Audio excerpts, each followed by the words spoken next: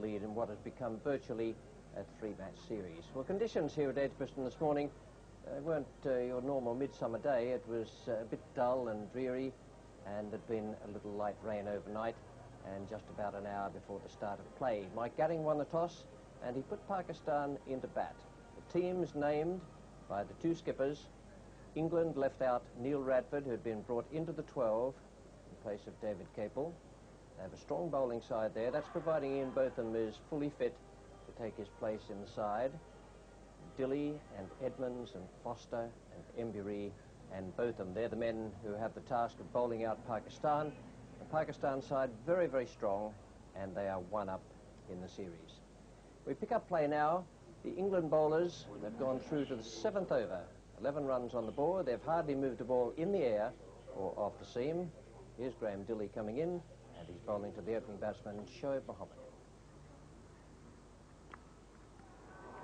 Well, that's the first one that's just moved a little bit of movement away, a bit of bounce, and Shoaib not quite over the top and edging it away, but pretty safe, going about where probably fourth slip would have been.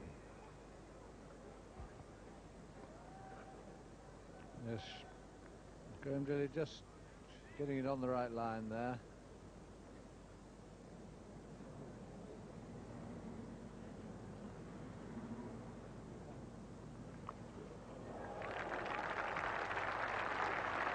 Shoaib got onto that beautifully, played that down just behind square, and really that was a very good hook shot indeed.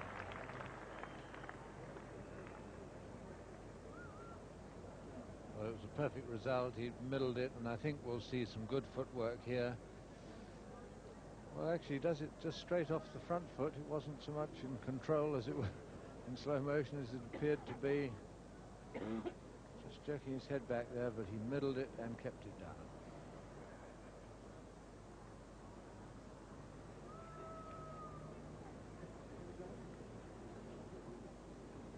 Umpire Barry Maher there having another word with Neil Foster. In fact, now I think he's probably going to give him a warning. He's having a word with Mike Gatting, and that, yes, that's definitely the first warning for Neil Foster. He's notified the other umpire at square leg, so that just put extra pressure on the bowler. Another of those, and then you begin to get into the taking off situation.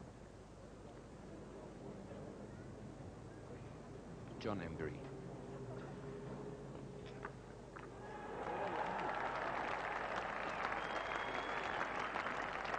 There's a nice greeting for John Embury. There's a bit of stiffness in the fingers, or certainly not too much flexibility, and the resulting half volley harshly and properly dealt with. Phil Edmonds is on to bowl, so it's a twin spin attack. The Middlesex spinners, Embury right arm off spin and Edmonds left arm orthodox, coming around the wicket and to bowl to Madassa.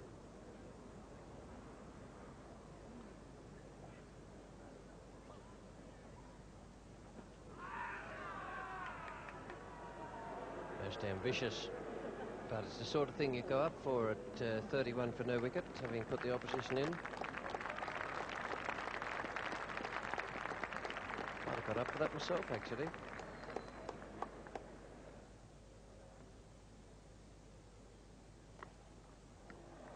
There's no chance of Tim Robinson cutting that off. He's had quite an energetic time in the cover region. That was beautifully placed by Madassa Nazar.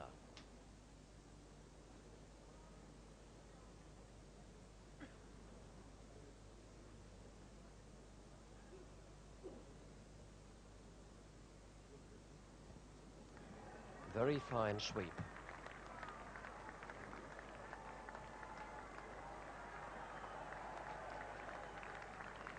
In the end, have been taken from round about Midland leg. There's nothing much has happened this morning as regards movement off the pitch for either the pace bowlers or the spinners. Not much off the seam and not much spin.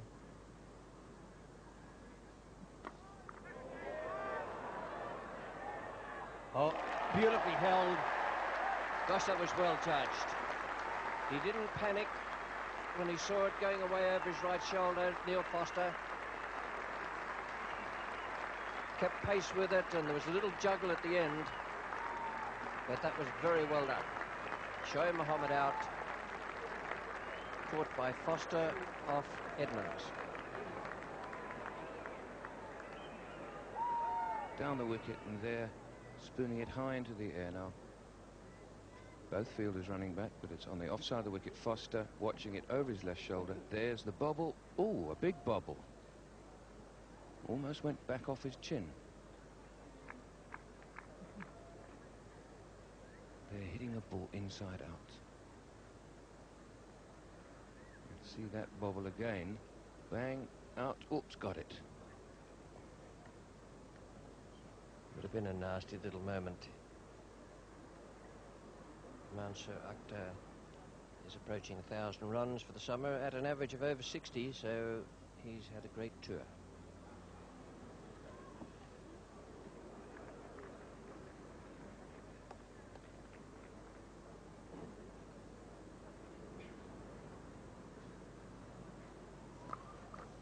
That's a good shot. Just that little bit short. You can't afford to do that on a pitch as slow as this. Batsman had plenty of time and he played it perfectly. So the shot that he meant to play the ball before, but he missed it the ball before that time, middle of the bat. No doubt about the result.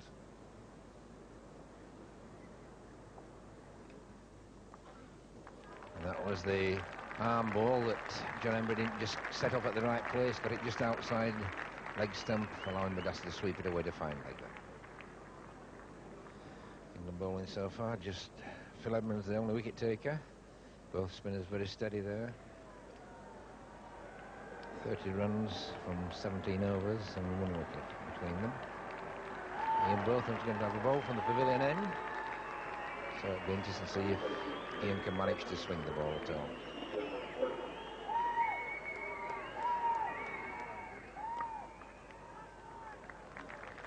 A good shot. It was a little bit uppish, but certainly timed it nicely and just beating the field to the boundary there.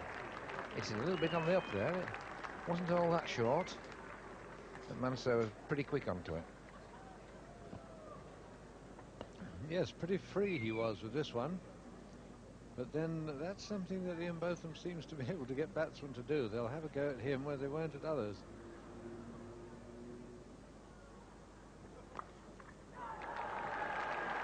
Oh, he certainly flashed him away this time. There's no doubt about that going for 4. Just a little bit of width there from Botham, and Mansour very quick onto that one and smashing it through the gully.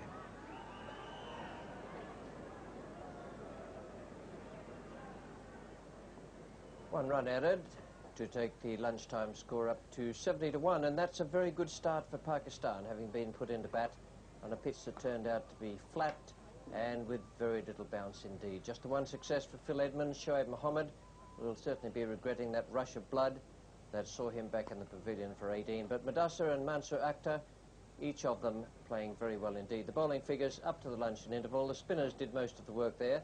Didn't bowl badly, but I just had the feeling they were a fraction too short for much of the time. The 1 wicket going to Phil Edmonds, that of Shoaib Mohammed. Here now, after lunch, is Neil Foster bowling the 3rd over. 5 runs have been added, and Mansour Akhtar is the man taking strike.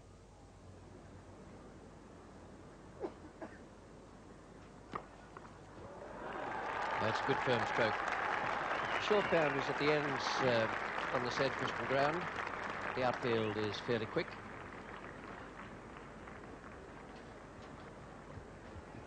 Now there's a man coming in with batting gloves, which haven't been requested by the batsman, so I assume he's carrying a message from the captain.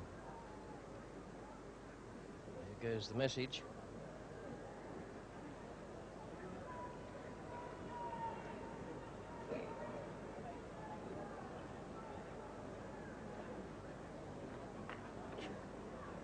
Just a little run to keep fit, I think, but just shows that he's young and inexperienced, because the very least he'll do in a couple of years' time, the touch of experience will be to get the batsman to take off his gloves, switch them, and then give them back to him. And it did no good at all, that little interruption. Just enough to break the batsman's concentration. He can have a chat with his skipper when he gets back to the pavilion, Mansour Akhtar, and see if he did get the message properly. Foster is through again.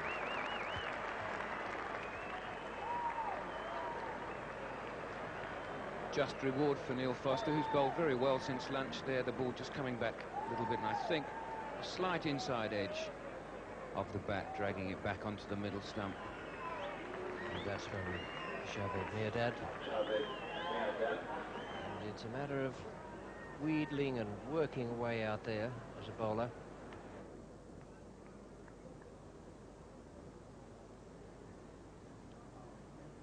In both and then to Mirdad.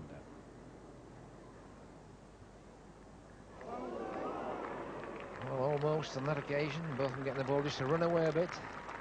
And lulled into the drive, but just missing it.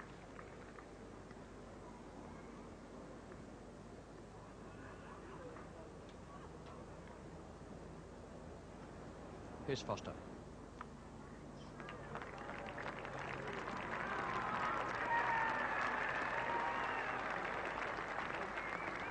Well, Neil Foster there just earning a little bit down that leg side again, and even though there's been a tremendous amount of rain, the outfield is still pretty quick.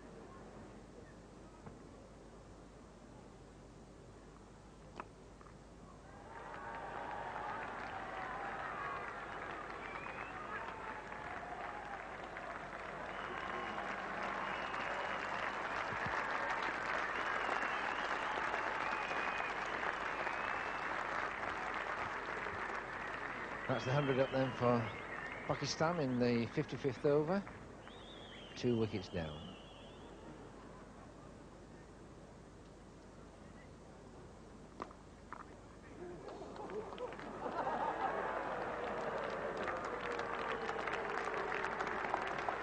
Oh, well stopped, but not a lot of power in the shot there.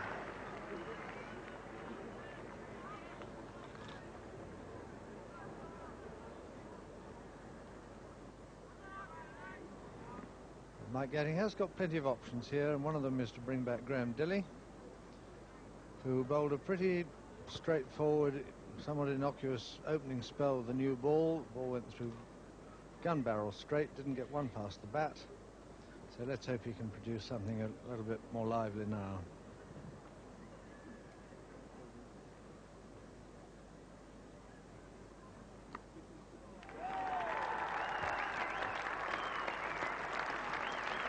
So 50 for Madassa.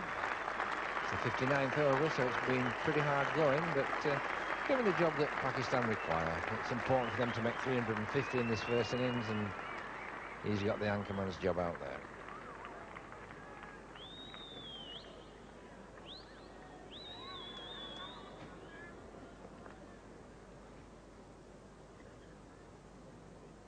It's Graham Dilley now to Mirdad.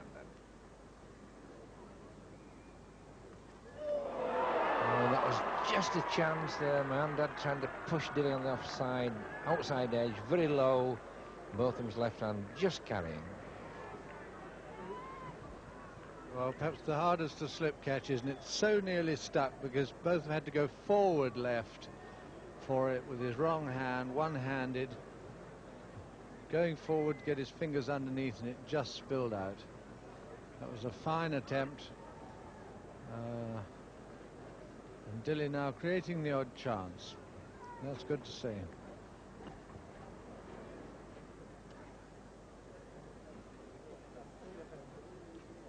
Life is complicated these days, isn't it?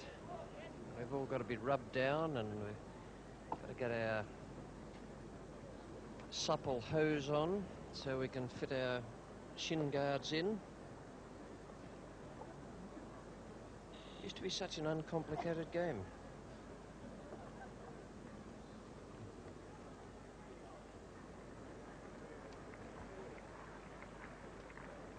Ready.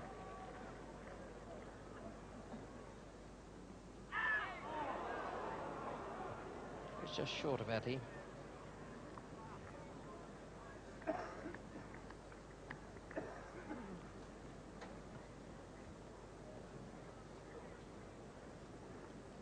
The ball certainly turned, certainly hit the bat and the pad. Didn't quite carry, but it did turn. now to Madassa. No wonder Madassa gave the umpire a long, hard look back there. He must have known that was very close. Just outside off stump, I wonder.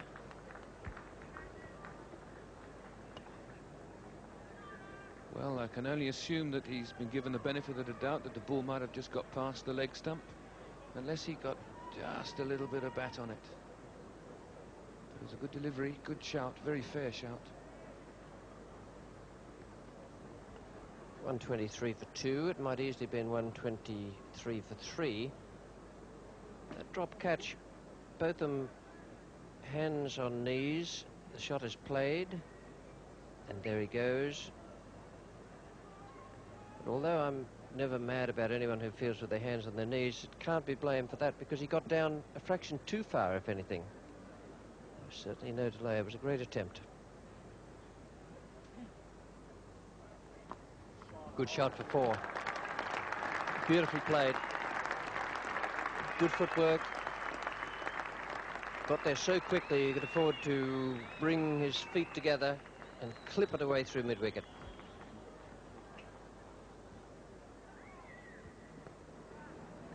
"64 overs gone so far, so, well, that's the number of runs scored are a direct reflection of that over rate, almost 18 per hour. Don't tell me we're going to get through 100 overs in the day. It really would be a shock to the system, but it would be a great compliment to Mike Gatting and his men. Pakistan, you remember, refused to agree to bowl even more than 90. Or more. Good shot. There's not that much pace in the pitch. The batsmen have to have their timing right. 2 glorious strokes from those 2 players. Don't know what England expected from the putting in of Pakistan on this Edgbaston pitch. Whatever they expected, I don't think it's what they've got.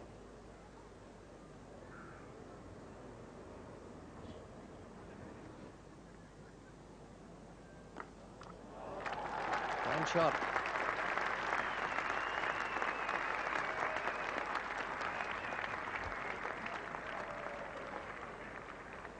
Well, Phil Edmonds now going to continue from the pavilion end.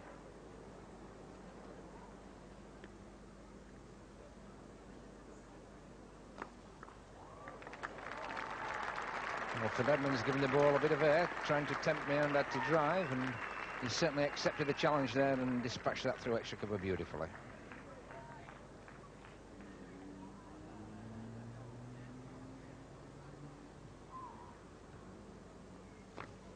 Oh, and that's a big one. That's right over the pavilion. Right on top of the pavilion roof and bouncing back. Beautiful shot there by Meander.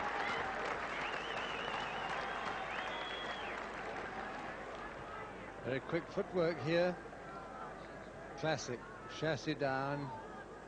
Just got close enough to it. He must have made up his mind that that was where it was going.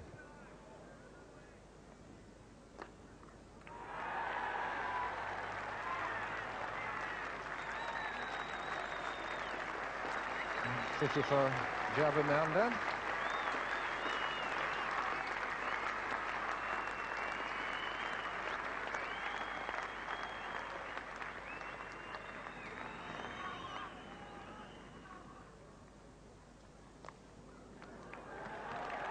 Another crashing square cut there.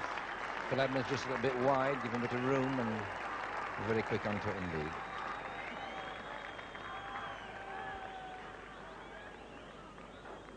The great man himself, Clive Lloyd, chat away with Bob Taylor.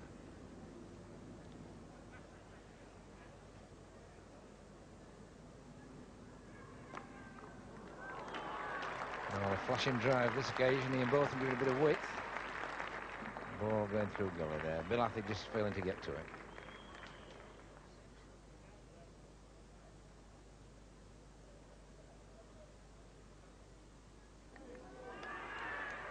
Again, that little bit of movement that's been there in the last half hour, but unfortunately for Ian Botham, just missing the edge of the bat. Neil Foster's going to come and bowl at the pavilion end.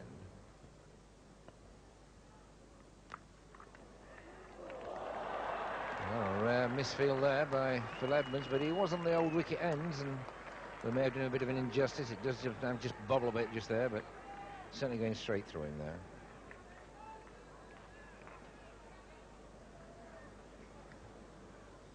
So the new ball being taken now by Neil Foster. England over it, very good today. Only 4 overs remaining of the required 90.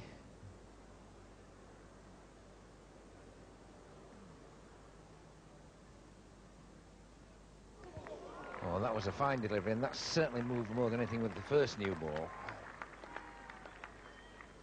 Yes, this is the sort of delivery we haven't seen much of today. Pitched middle and off and went away like a leg break. Graham Dilley going to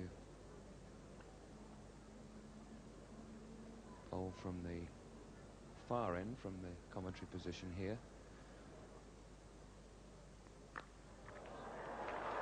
Well, that was the loosener, almost as though it were prearranged. And Javed Miandad gave it everything, waiting there on the back foot for it. 200 up with 50 coming from the last 92 balls.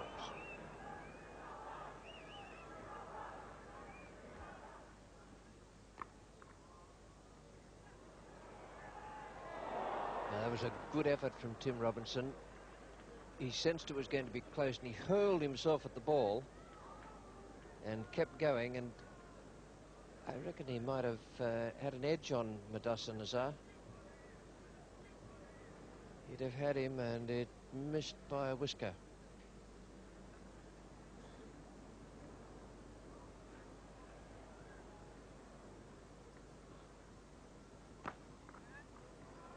But that's exquisite timing.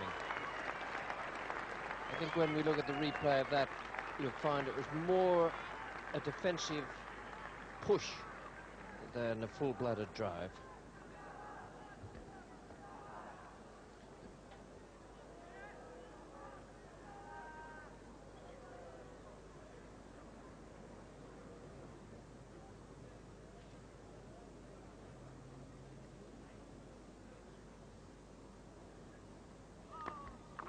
It's another no ball, and it's worth 4.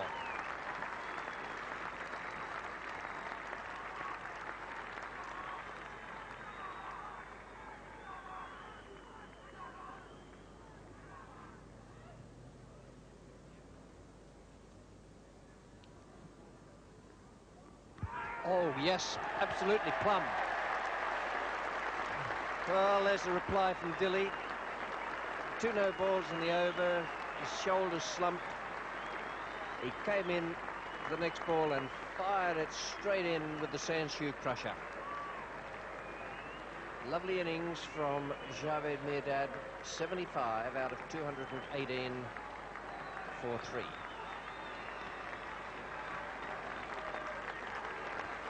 Well, this is a big swinging Yorker. It looked like it was going down the leg side, swung onto him, and was right up in the block hole. A good swinging Yorker to end Miandad's excellent innings. New batsman is Salim Malik. Neil Foster just gone off the field, and that looked like it might not be coming back again today. He was limping a little bit. And Neil Radford there shining the ball up. Was the man left out of the original 12 this morning.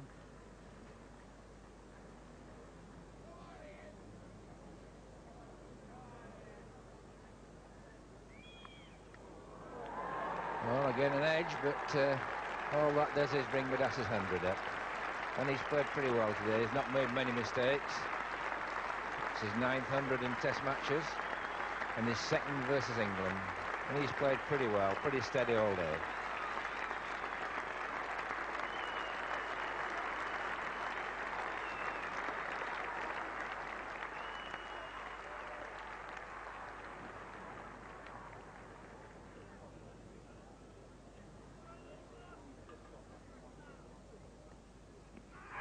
There's a shout there, and that's got to be close. There's no shot played. And certainly that ball ducking in quite a lot. I don't think Ian Botham's too pleased with that. Because definitely there was no shot played.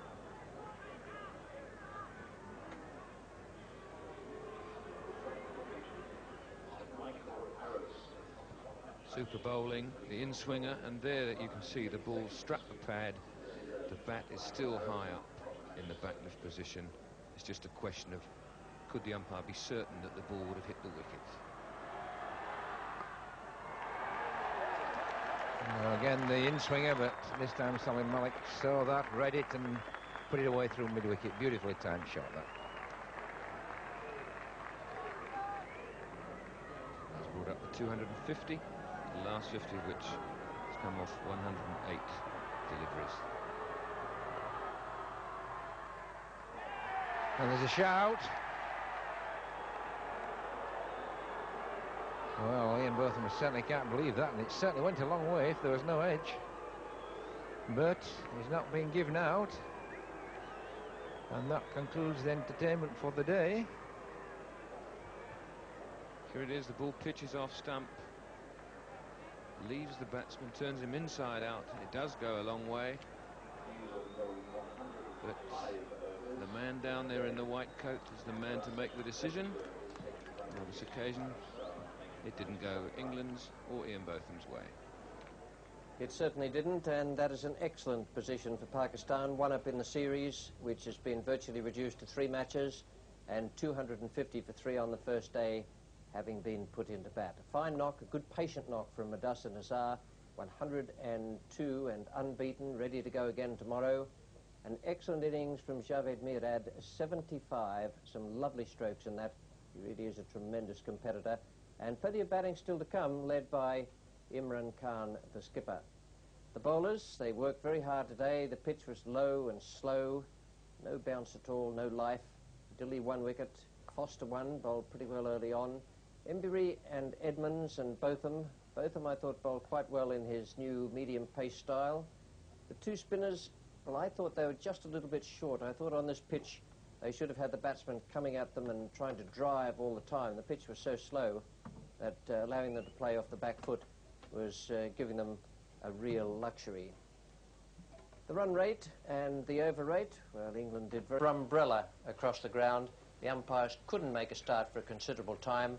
They took an early lunch, and eventually, when it lightened a little and the showers went away, the players managed to get on the field.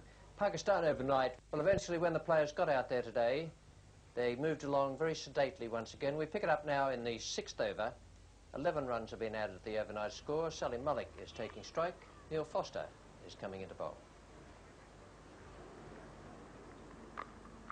That's Foster to Salim Malik, and he just lays back and slashes at that and away through gully. No third man on, so 4 more runs.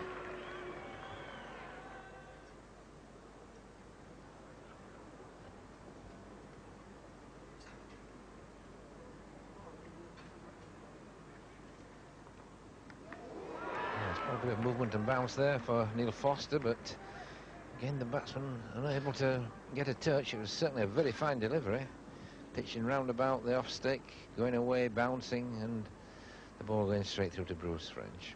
No luck there for Neil Foster, and Neil Foster now to continue to Mudassir.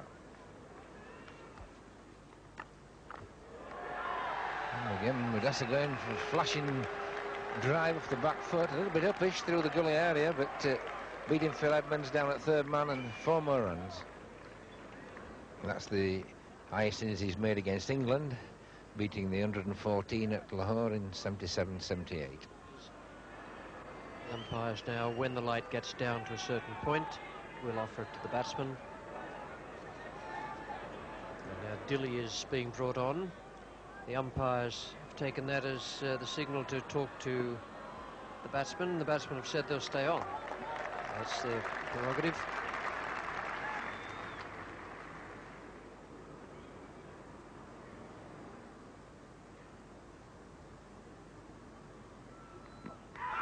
That's very close indeed, yes. That's well bowled. Mudassir Nazar has played very well. That didn't appear from behind the batsman to get up a great deal. And he was beaten on the defensive stroke. 124 to Madassa Nassar. A very fine knock. And the breakthrough from Graham Dilley.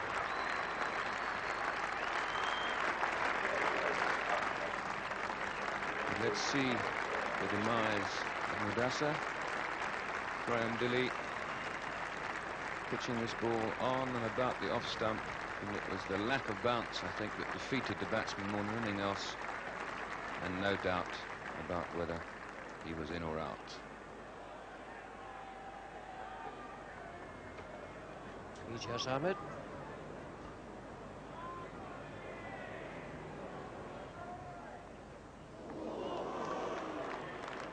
It's beautifully bowled.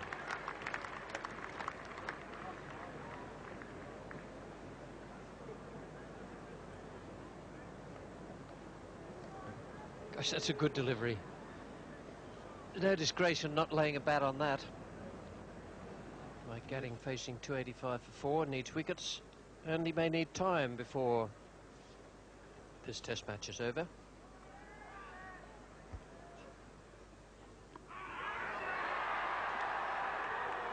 Didn't seem to me to be very far forward there, whereas with some of the other deliveries he played at, he was a long way forward. I have a feeling there might have been just a little bit of bat on that, but there certainly wasn't. It was miles away from the bat. That seemed like a pretty good shout to me.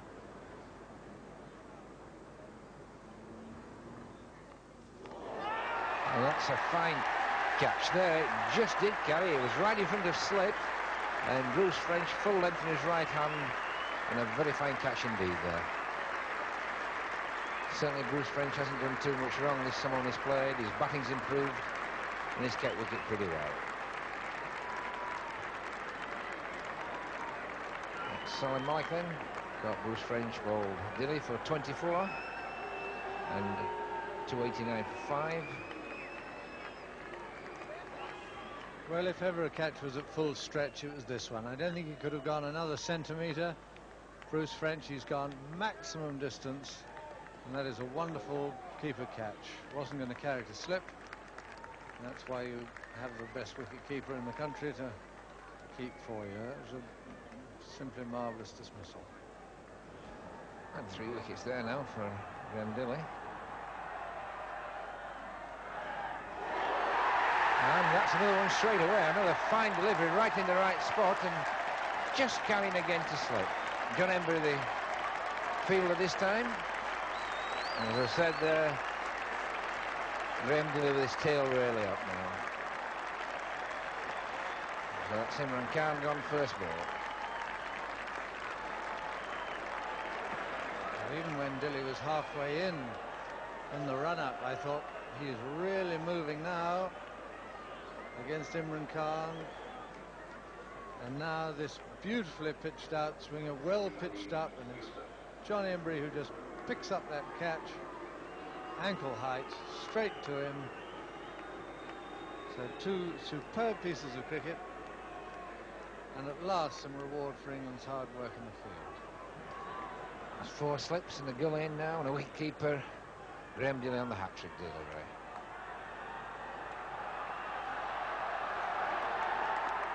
It was a pretty good one. Didn't move quite as much as the other 2, but it was right on the right line. And that's brought a smile to the bowler's face.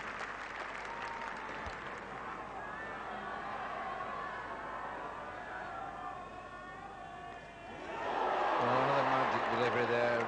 Good length line and swinging away, and just wide of those 3 slips. Perfect catching height.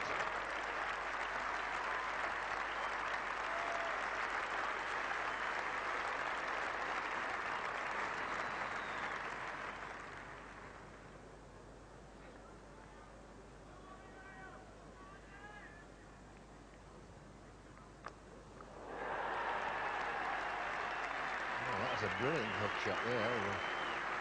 Graham Dilley trying to bounce, not getting it just right, but he just really got onto that and hit it just behind square like a bullet. Beautiful stroke.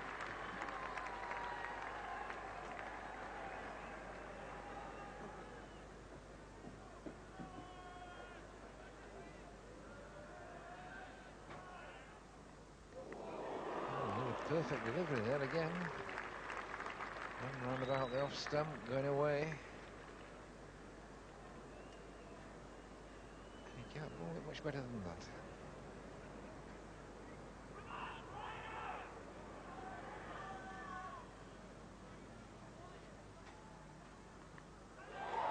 Well, he's done it again, and this time Ian Botham drops the catch at second slip. Went quick, but he only went for it with the one hand. I feel that he could possibly have got two hands onto that.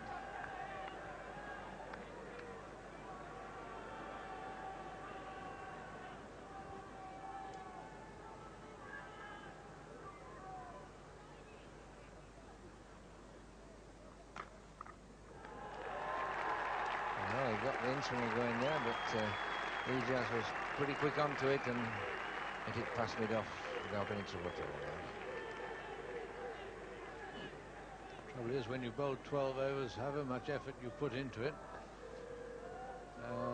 the nip just isn't there anymore.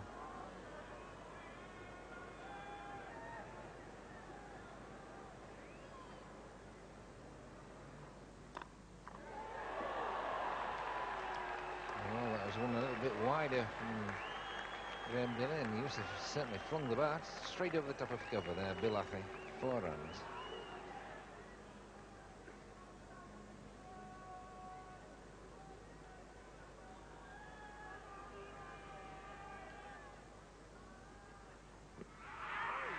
There's a shout again, and Ian Botham raises his hands to the sky to say thank you very much.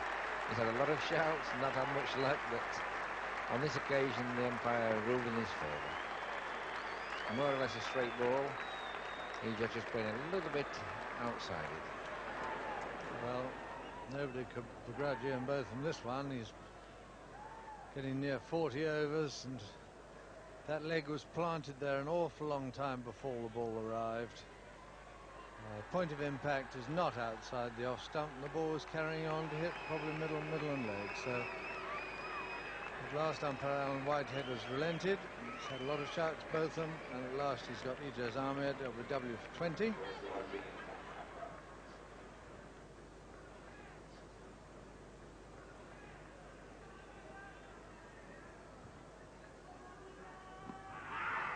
There's another shout there for Obidu this time. Confident one. Again, it was Ian Botham's attempted outswinger, in-swinger to Wasim. And certainly that was well worth a shout.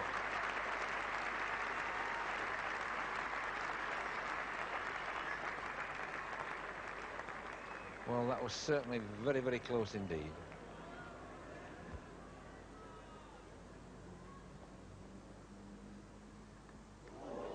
Well, he gets it. He really set that off very straight indeed, and that really swung again. Yorker length. Beautiful delivery. It's difficult to know how that missed the stumps.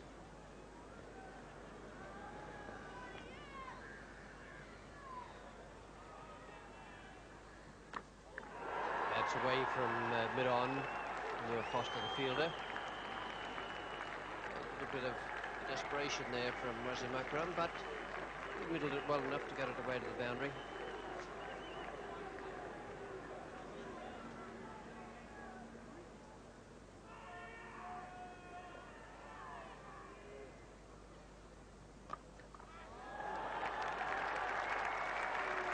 Every so often he launches himself into the stroke and hits it right off the meat of the bat. 2 slips in a gully now for Botham, Wasim Akram, and a long on. And that's where the long on would like to be, up near the bar.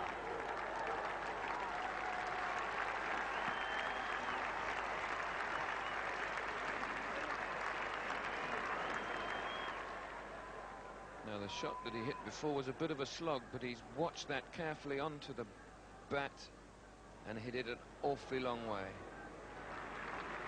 Botham will need to watch this. He's coming to the end of the bowling spell. Must be a little tired, and Wasim Akram's a very, very powerful young man. Good wristy hitter.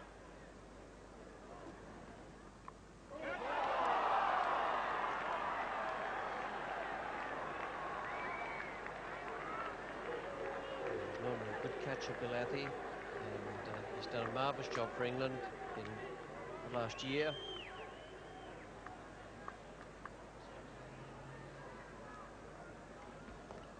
I'm not sure how well Bilathi saw this. It's almost gone past him before he's reacted.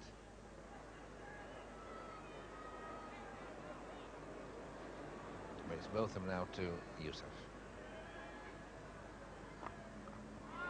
And straight away he launches himself into it again. He keeps doing that every second or third delivery, and the way that goes for 4 again, square on the offside.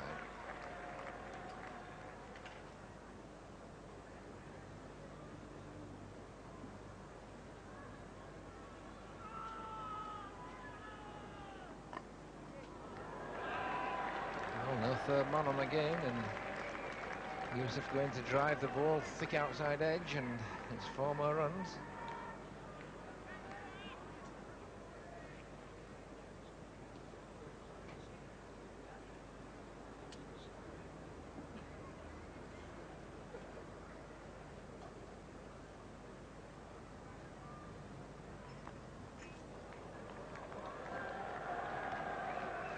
Well, no third man again.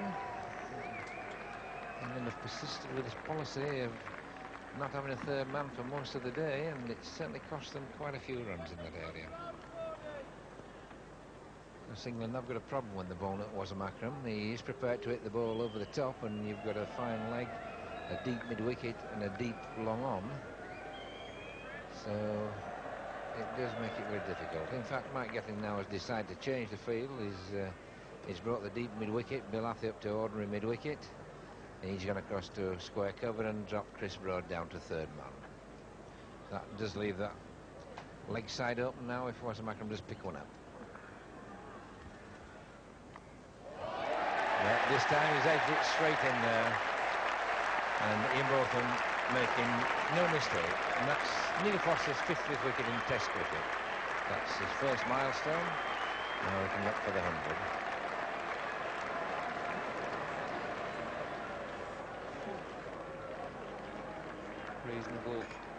Reasonably classical dismissal to the left-hander.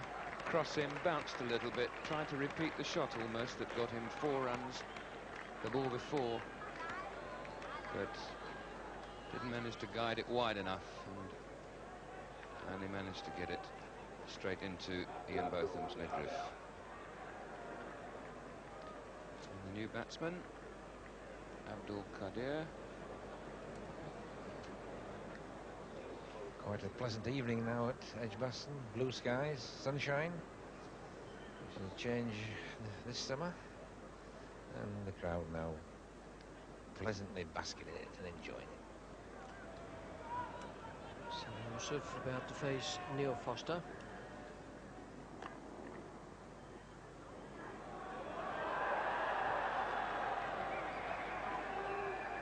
Showing there's still quite a bit of damp out there.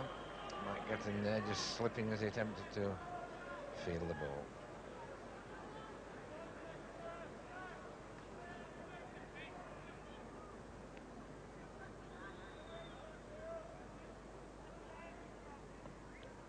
Getting coming in from the left, quick for the run out, and a touch of the Torvill Deans. Look at that.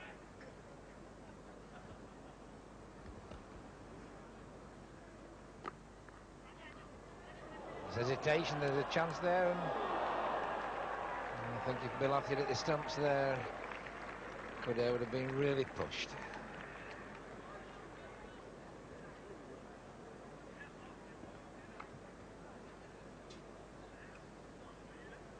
Gathi coming in from cover.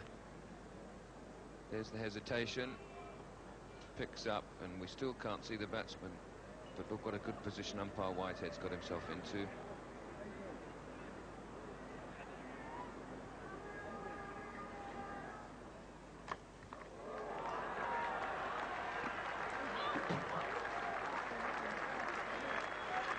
Bounce over the rope or into the pickets, or even into the committee room. And now it's Piccadilly seeking one more wicket.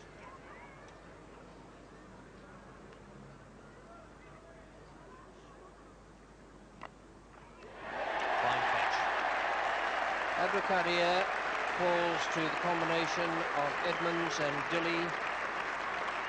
A splendid effort from Graham Dilley. 5 wickets in an innings in a test match twice now. First time he's done it in England.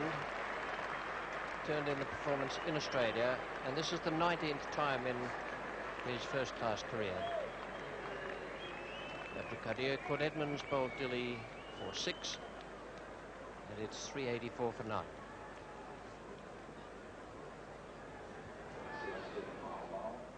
Not an orthodox gully position. But, saw 15, 16 yards back then.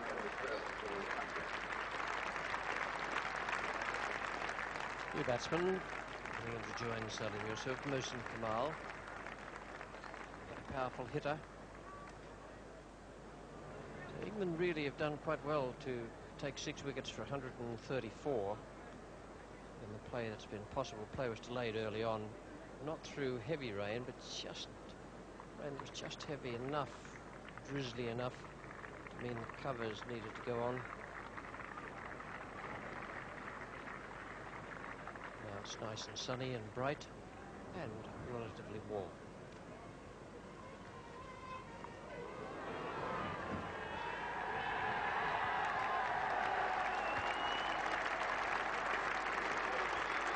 To Salim Yusuf.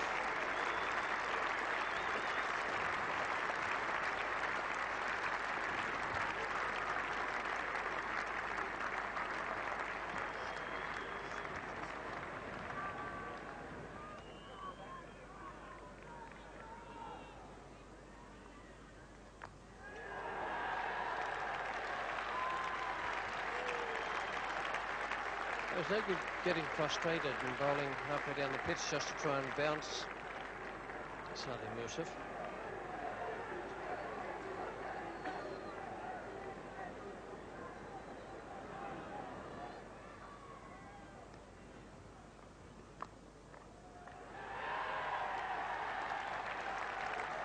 .400 up for Pakistan for the loss of 9 wickets.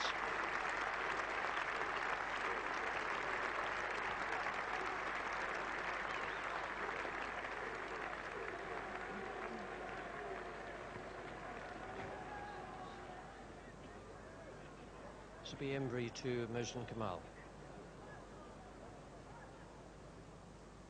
Well, that would drive you up the wall if you're captain and bowler.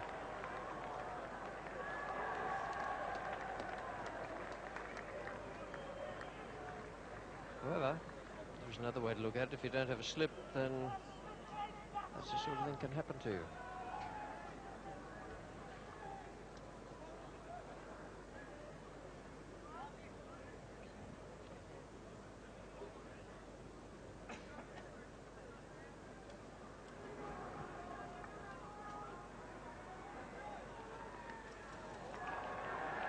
Salim Yusuf's looking for 2. And must be out.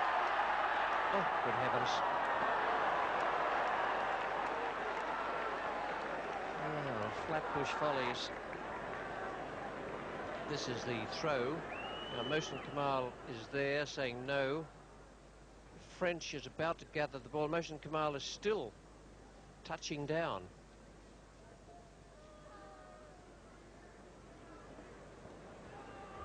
David Gower sporting a new kind of headwear. Rather suits him, don't you think?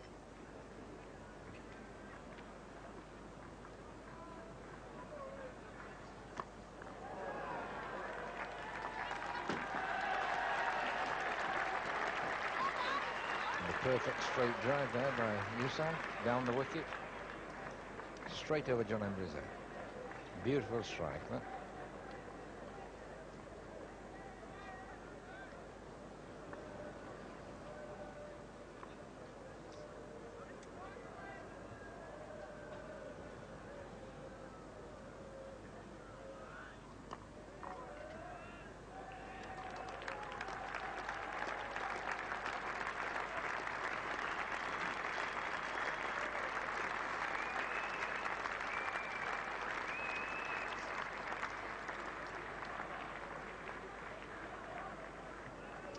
the 50 partnership then between Yusuf and Kamal.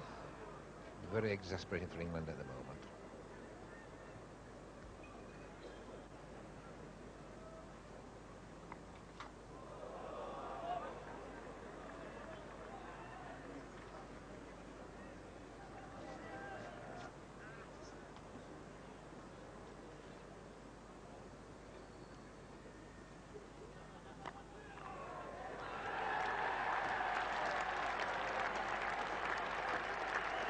Down the wicket again, and a fine cover drive there, 4 runs.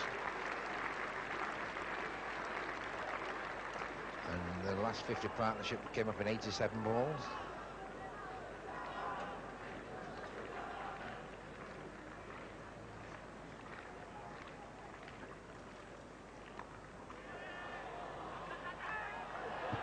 There's a chance of a run out there, and he's hit the wicket and he's run out. May have been a run there to both gone. Yusuf sent Kamal back, and Dilly, feeling it short third, hit the wicket at the far end. And I suppose that's one way of completing the innings. England didn't really look like taking a wicket in that last 20 minutes, but there's always something happens at this game of cricket.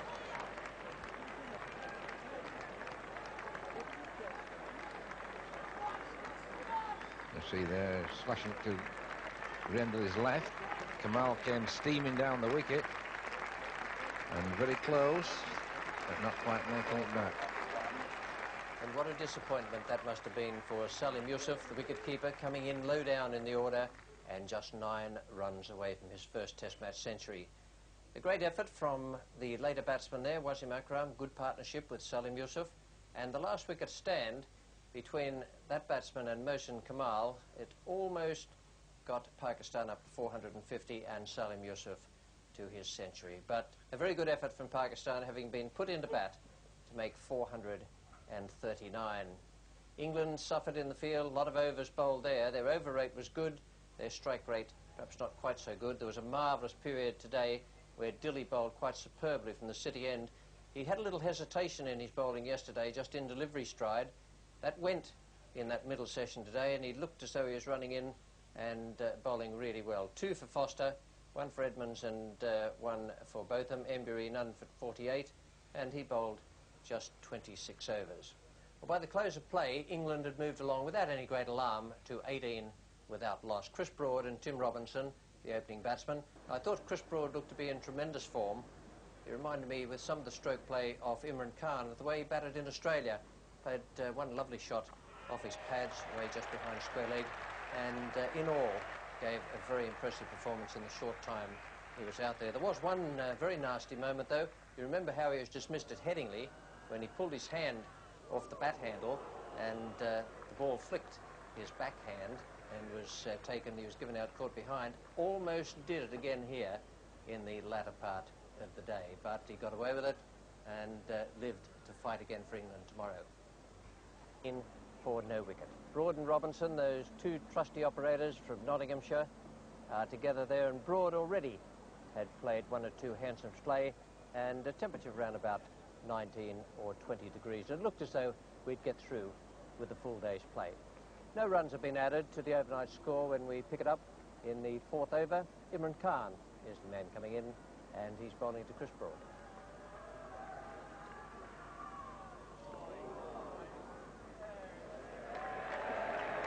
Well, what a contrast. Every ball so far on the spot, and suddenly a wide.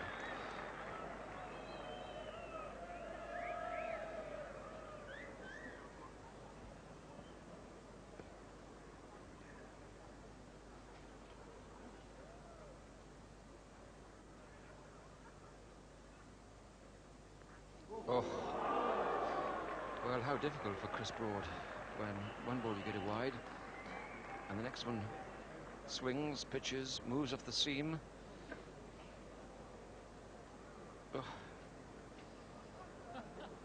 Really is survival time out there for these 2 batsmen.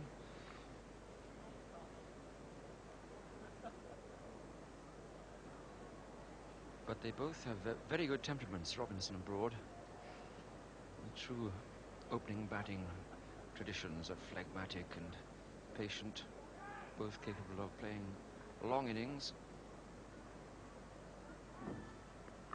Oh, lucky. Very, very lucky indeed. Not enjoyed at all by Imran. Broad applause from sections of the crowd, the England supporters, but that was a flash outside off stump by Broad. It might so easily have gone two slip rather than over the heads.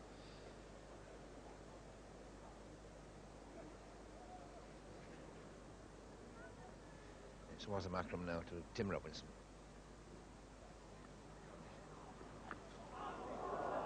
Almost getting through there. A little inside edge onto the pad.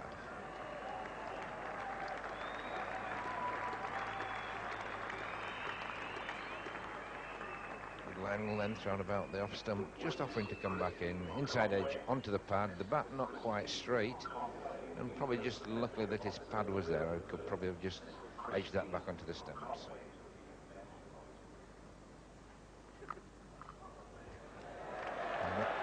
Before runs again, it was only defensive shot. He'll just get it. Oh, just with a dive over the line, just managed to stop the ball. And three fielders in pursuit there. It shows the keenness of this Pakistan side. All three of them going for it and just managing to get that before it went over the line. Imran again, and Robinson to take strike.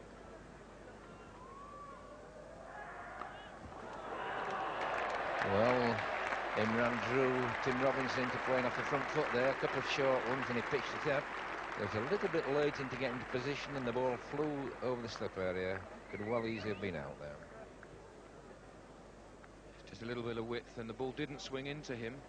So, if you like, the batsman played just inside it. Very good hands position there, hands very high, weight going forward.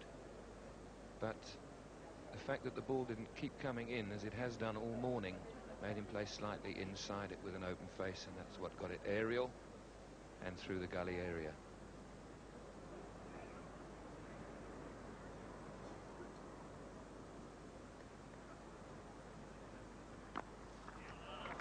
And it's Mohsin Kamal who has the chasing job.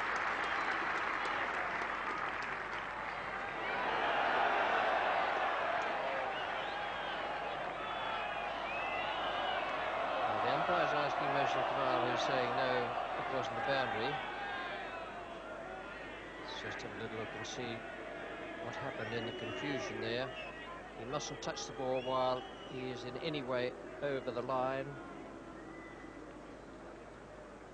Well, I'm afraid actually has his foot on the rope. Oh dear.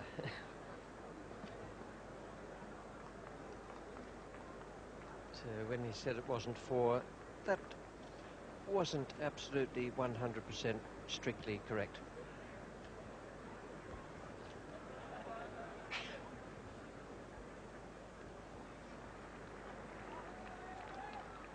Umpire Barry Mayer has carried things a little further with that boundary. He's talked with the other umpire, Alan Whitehead,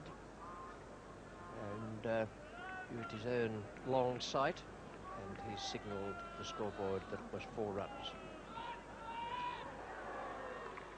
A double change, Mohsin Kamal coming in from the city end.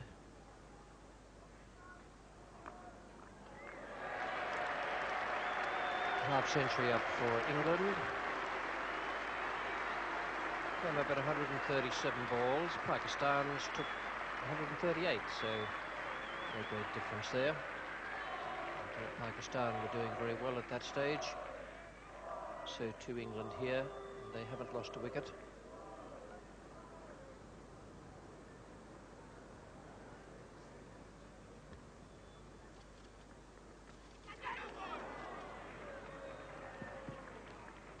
We gave it a go.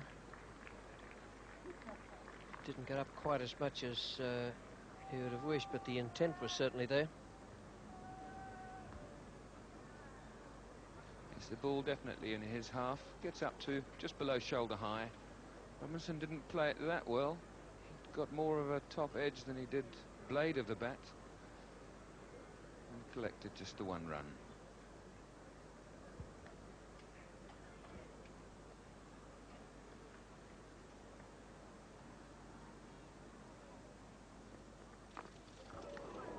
Well, a little bit of luck there for Chris Broad, trying to hit that off the back foot. Bat not straight or not across, either way. Just at 45 degrees there and the thick inside edge, just missing the stumps. Could have hit it off and over last night, which he bowled to Tim Robinson. So he has had one look at him in this match so far. And the over, in fact, did also contain 2 no balls, which is unusual for a slow bowler. And there's a peel straight away, but no ball called.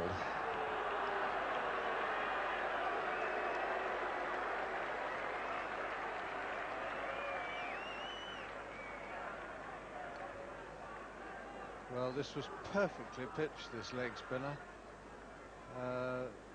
Keeper seemed to have gone up more than anybody. Slip didn't go up and the bowler didn't really go up. 6 more runs added to take that total up to 72 for no wicket at lunch, and a fine performance from Chris Broad, 39 not out, and Tim Robinson, 26. They had a few moments of alarm, but nothing very serious. They managed to get through for England without any loss. Pakistan, well, the most expensive bowler there is Imran Khan, none for 36 in 10, but he was also the best of the Pakistan bowlers, the ball flying off the outside edge on quite a few occasions. The position at lunch, England still needed 168 runs to avoid the follow-on, 72 for no wicket. We pick it up now in the second over. After lunch, 1 run has been added. Abdul Qadir, the leg spinner, he's coming in to bowl to Tim Robinson.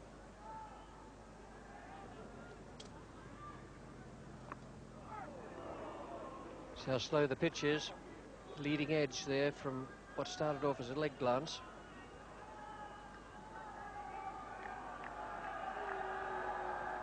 The ball just a little bit short, pitched on just outside the leg stump and looking to tuck it behind square for 1 or 2. Leading edge. It's about a shot.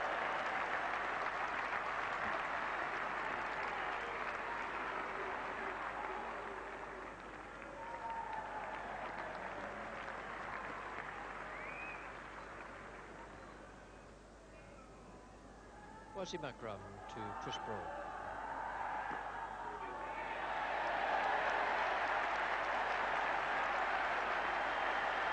Played a couple of those yesterday evening as well, where he is very, very strong.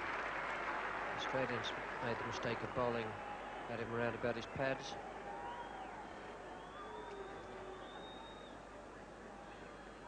And they received precisely the same treatment.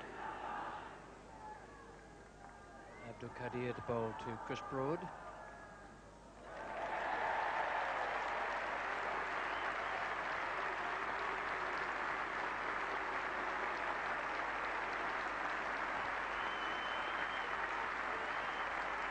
Very, very good innings from Chris Broad.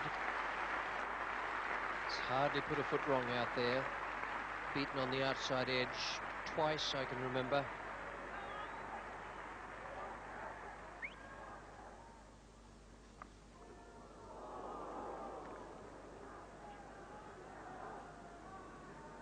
Beautiful piece of deception there from Abdul Qadir. The slowness of the pitch allowed Robinson to recover.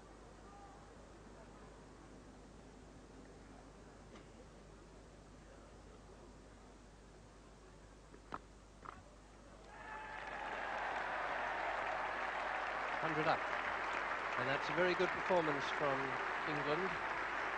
No actual chances. 1 or 2 flew perilously close to the slips in the early overs. 100 came up in 264 balls, and the second 50 off 127. Touch of art here at Edgbaston Day. Must be a lot of those paintings around. Seems to be a favourite spot. Not too sure what she's doing there. Doesn't fit in really with the family programme. 101 for no wicket. That's a fine shot. That's been Abdul Qadir's only problem today, that every so often he's inclined to drop a little bit short, and it's unforgiving on this pitch.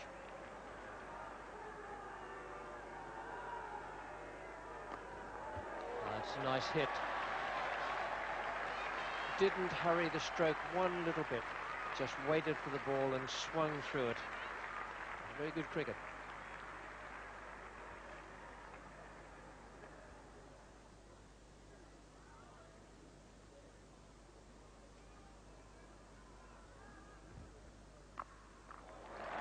Well, that's 50 for Tim Robinson, and you couldn't go to your 50 with a much better stroke than that. Beautifully timed, just behind square on the offside.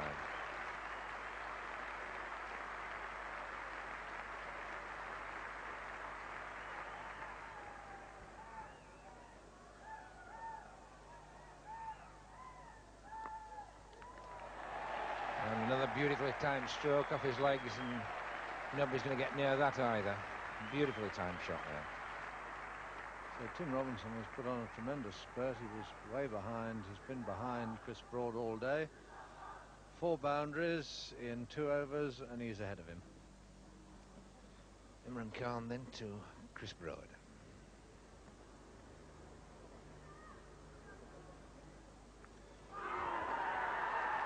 Well, there's a shout, and Chris Broad there, caught behind the wicket.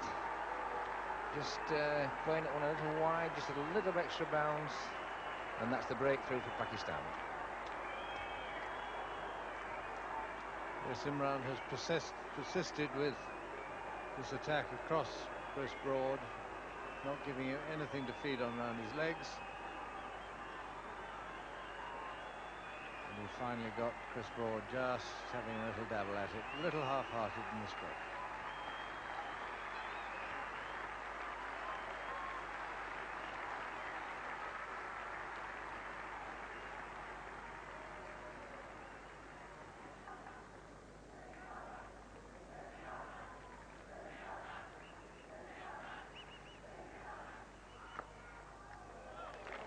He got that one just right. That swung in, and he allowed it to come on to him, didn't push at it, and just timed it beautifully through mid-on.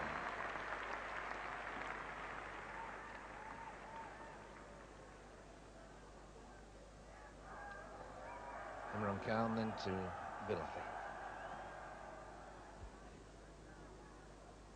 Well, that was well bowled. He got close to the wicket, and he bowled one that just held up, didn't go in. I think Bilathi probably expecting the ball to go into him, got turned round, and the off stump went out of the ground.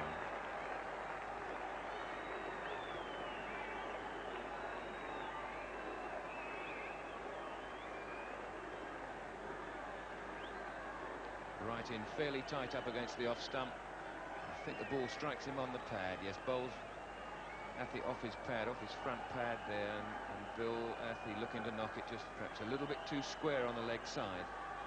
And after 27 painful minutes, Athey's still unable to get off the mark.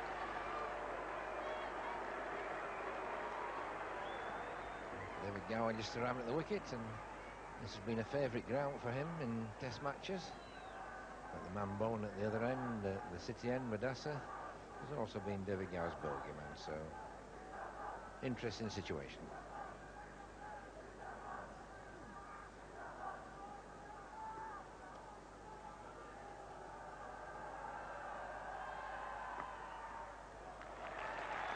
And a nicely timed shot there by Tim Robinson. Madassa bowling the outswinger from wide of the crease. But no real problem with Tim Robinson. Just nicely played, not throwing himself at it, just nicely timed again through extra cover. Imran Khan, and he's bowling to Robinson. Good shot for 4. Imran Khan tried to give it enough room to swing, but Robinson was onto it in a flash. Takes it now on to 78. Change in ball by Barry Mayer.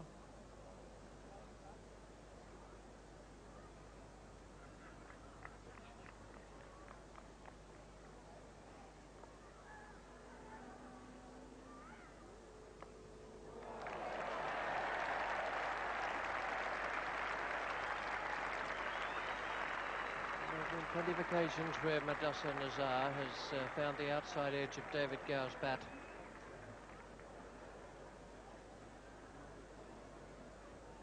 He needed that outside edge to get off the mark here today at Edgbaston. First ball after tea, Wasim Akram bowling now to Tim Robinson. Well, sort of. No ball called first before the wide. This is the time a batsman is in most danger, and now the ball's not perfectly round. Always problems for a batsman when these distractions are there. Wides, no balls, complaints from the bowler. Robinson must make certain he keeps his mind solely on the job of watching the ball. Tunnel vision.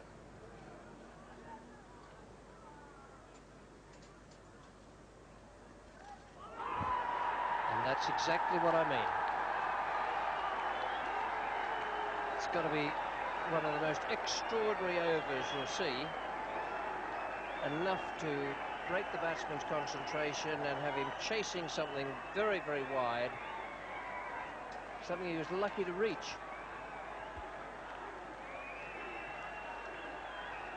When Tim Robinson sees that again, he'll be terribly disappointed. As disappointed as he obviously is now. He's got himself through 2 sessions today, which is all part and parcel of being a test player, is to be able to bat for sessions, and if necessary, and if possible, for 3 in a day. But a good 80 runs to him, and the runs that he got really wasn't worthy of the way that he got out, because Mr. Akram couldn't get the ball anything like on line, and Tim Robinson ran after it. Next to Robinson, the most disappointed man will be the one walking out there now, Mike Gatting, in there at 157 for 3. This is the first ball David Gower will face in this innings from Wasim Akram. Put him down, and that could be vital for England's chances.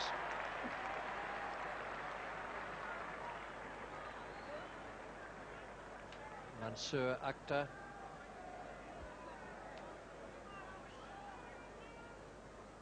Sharp chance. Did well to get away to his left to get 2 hands to it. Went fast, but certainly it was catchable.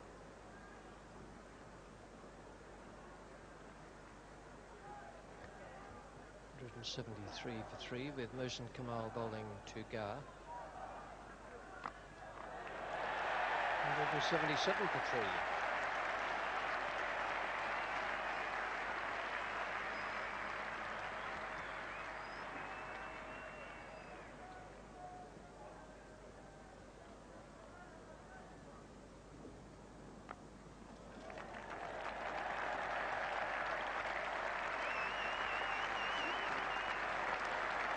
So that's the 200 up for England.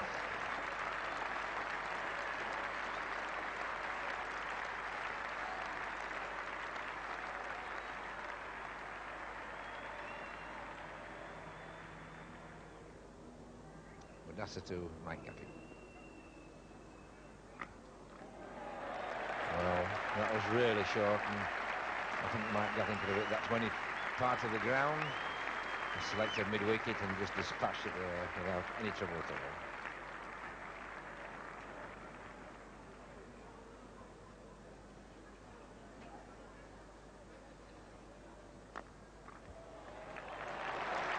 Beautiful time stroke there by David Gower, and really no need for anybody to move once that had gone past cover.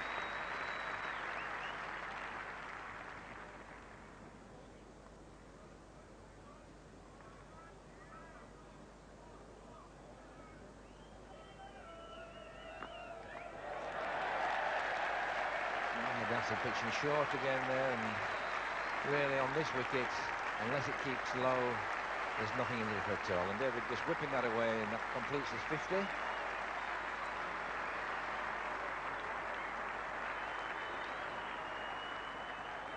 Second new ball is being taken at 5:30 in the afternoon.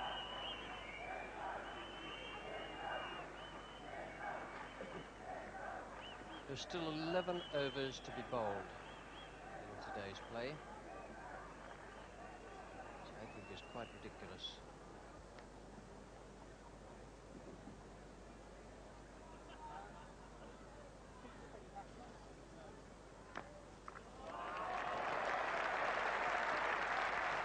Applause there from Mike Gatting for a lovely stroke. Applause round the ground as well. Forget about the follow-on now. 241 for 3. 240 was the figure.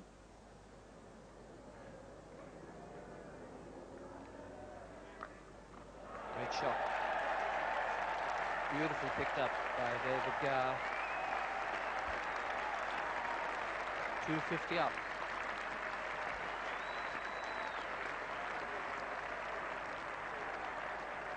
Imran hasn't strayed into the left-hander's leg stump too often during this England innings, but when he has, he's been struck away for 4.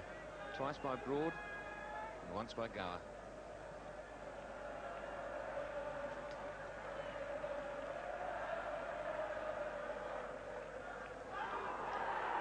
And he's gone this time. That's beautifully bowled by Imran Khan. A classic delivery going across the left-hander. Gower didn't do much wrong, but it still found the outside edge, and he's gone for 61. A real blow this for England, but it's champion versus champion out here. There's a delivery, and Gower just a little uncertain, a little hesitant, pushes at it, and Yusuf does the rest. Bruce French. Well, I wasn't in favour of Night Watchman 25, 30 years ago, and I struggle to come to terms with them in a situation like this. Blue sky, nice and sunny, second new ball. I would have thought it's the conditions and the state of the match where you need your very best batsman.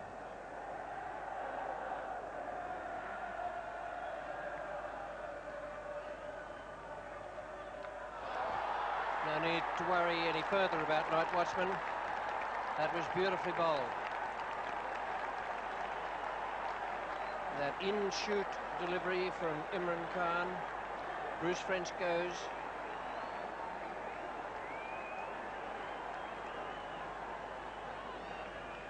The sight of Night Watchman sometimes produces extra pace from the bowler. In this case, Imran has smashed the stump. Now Botham does come out.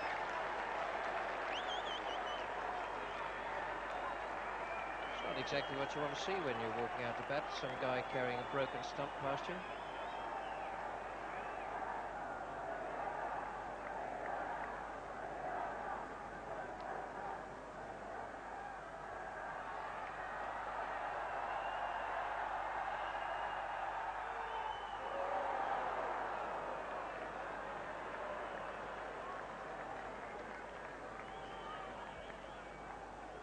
Lack of bounce gets Botham into trouble here.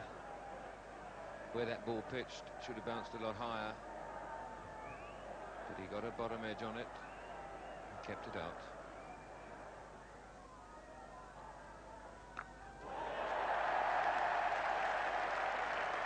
That was brilliant. Kept it right away from that man at deep backward square, behind the umpire, pulled it in front of square with tremendous power.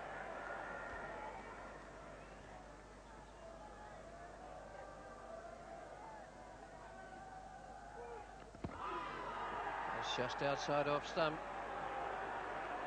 It was a good delivery. Too good for both of them, the last ball of the day, but just outside. Again, cutting back.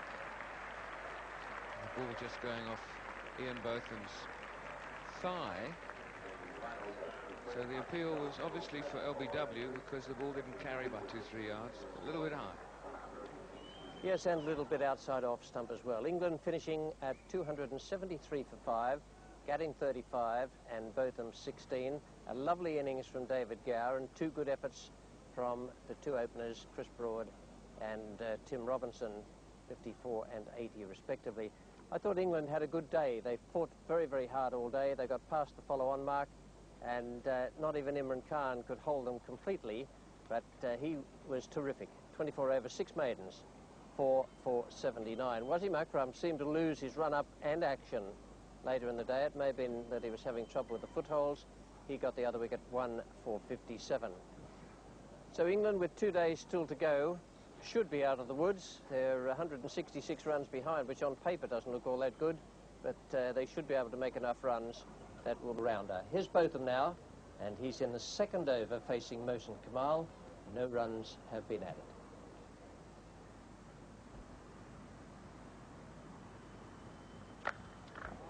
Didn't quite get that, but it's going to be good enough.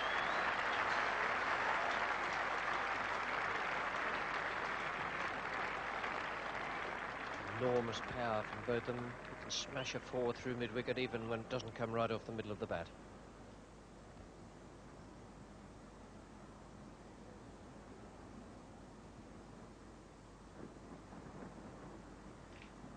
And there's a good shot. And then a 3rd man didn't have to move all that far. Abdul Qadir. It was a despairing shove of the foot in the end.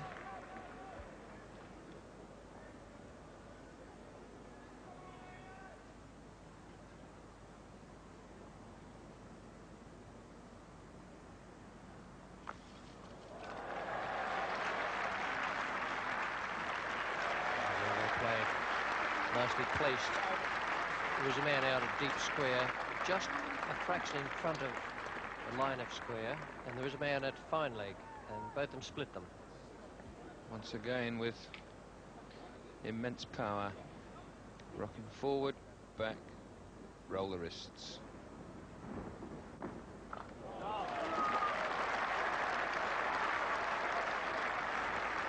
It's the classic double. The short one pulled away, and then half expecting the well pitched up delivery next ball. Gets it forward and hits right through it.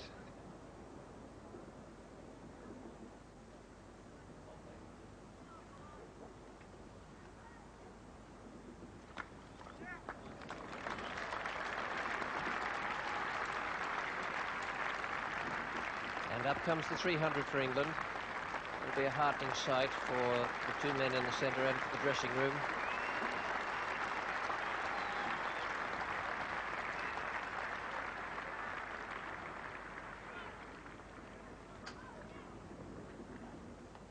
Wasim Akram.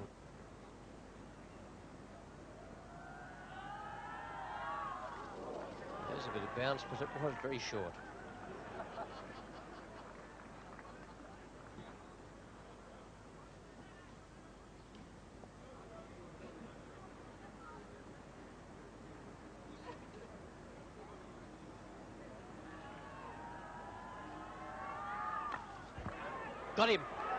Got him, and that is a tragedy for England and a triumph for Wasim Akram. 2 bounces on the trot, the one that bounced extremely high, and the second, well, it either came off the top edge or the cue end of the bat. Thorough disappointment for both of them, but very well done from Wasim Akram. He's got the breakthrough. In the right spot this time. Just about shoulder high, and the miscue has gone straight back to Wasim, who's actually made a decent catch of it in the end.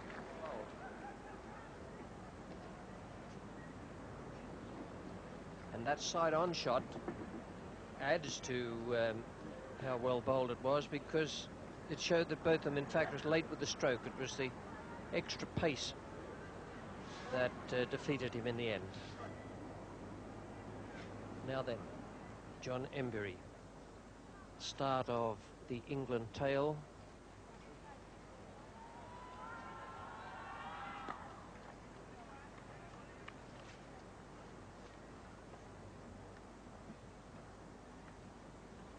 once again, the umpires are speaking to the bowler, and I assume that that gesture means an initial warning.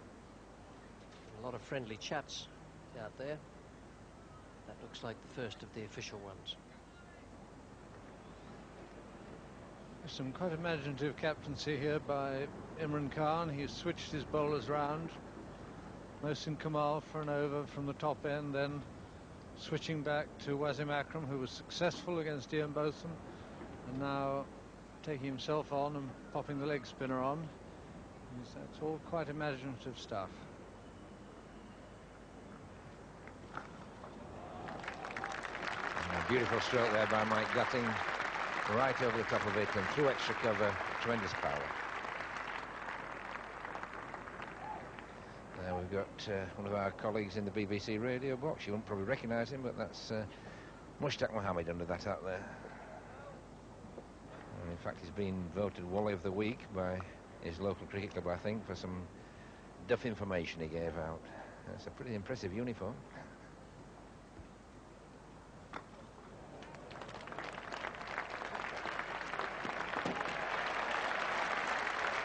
That's 50 for Mike Gutting, and a very valuable innings there by the England captain.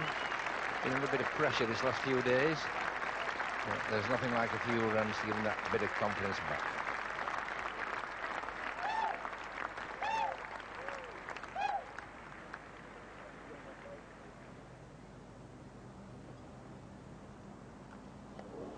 Well, that certainly was fortunate for John Emburey. He did him a bit on pace there, and probably an inside edge onto his leg, and the ball just dropping over the top of the stumps.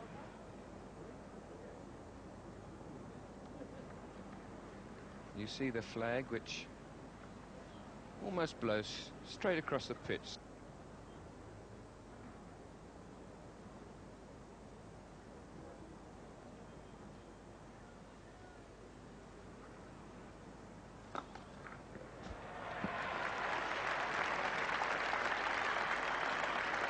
The stroke of a man who knows how to play slow bowling.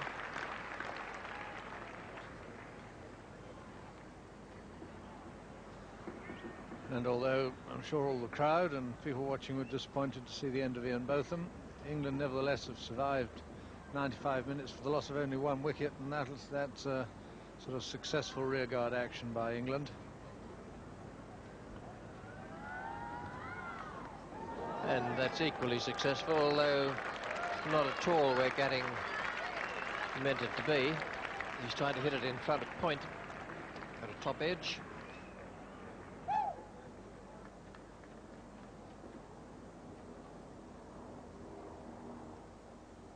There's Madhussin Nazar now, and he's bowling to Gatting. And there's a good stroke. The bowler will have thought for a moment that he was flinging the bat at it, but Gatting seems to me in the last 4 or 5 overs to have determined on a policy of aggression. He really flat batted that away.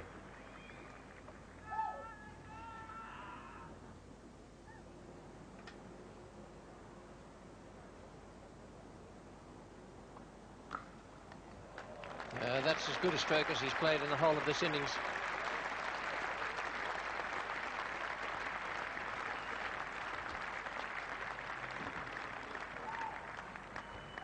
Yes, he's strong with the flat bat shots through that side.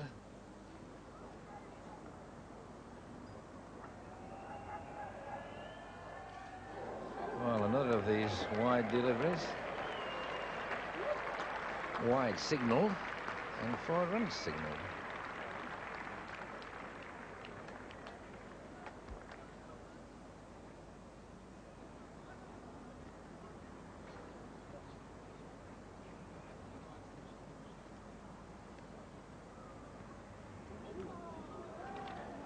Well, that certainly went right through Mike Gatting and must have just gone over the top of the stumps.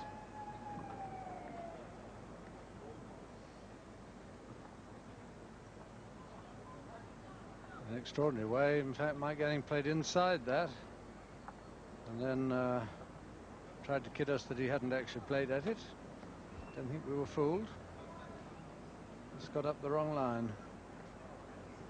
Yes, if he didn't play it was certainly well left. Not a big crowd here today, but it's not very pleasant conditions. You can see the heavy cloud. There's a little bit of blue here and there, but not ideal conditions for watching cricket in. Or even playing, for that matter. Mohsin Kamal going to continue now from the city end.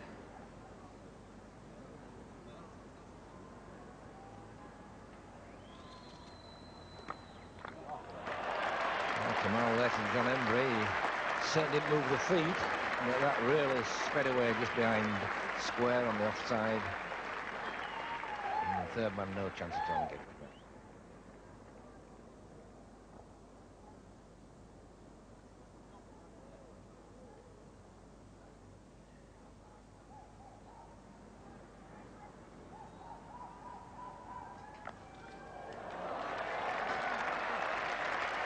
There's no problem with that shot.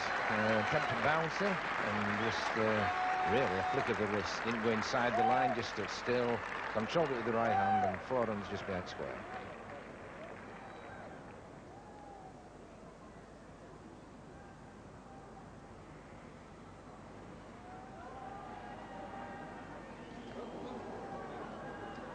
Well, that was anybody for tennis. Really, it was no such of a shot. Attempted bouncer, well short and well wide. The important thing with any stroke that you make is that you have control over it. And I really don't think John Embree had a great deal of control over that one. Never mind, he missed it. He'll be pleased he did.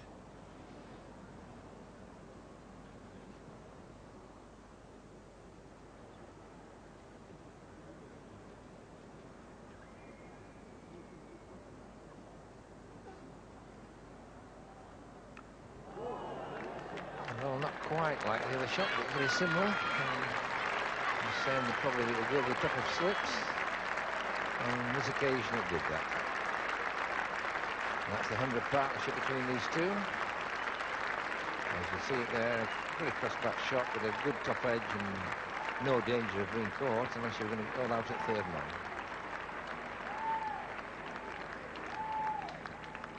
So the 100 partnership came up in 196 balls and the last 50 off 93 balls. And a very valuable partnership for England.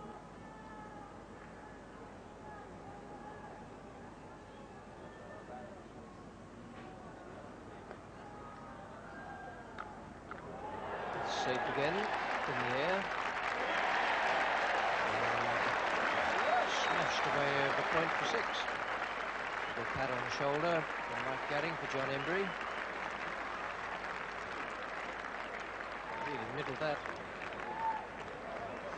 For some reason, since the advent of one-day cricket, the 6 on the offside seems to have become more popular. But look how the right hand, the bat sort of angled almost, the blade of the bat angled to the ground. And it's really an extraordinary shot. 6 over square point or just behind. Change in angle now for Mohsin Kamal. He's going around the wicket from the city end.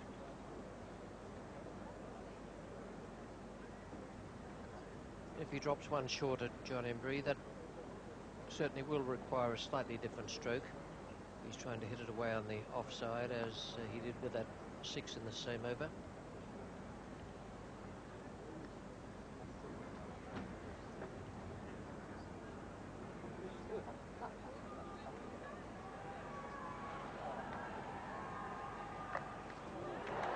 And there is the different stroke.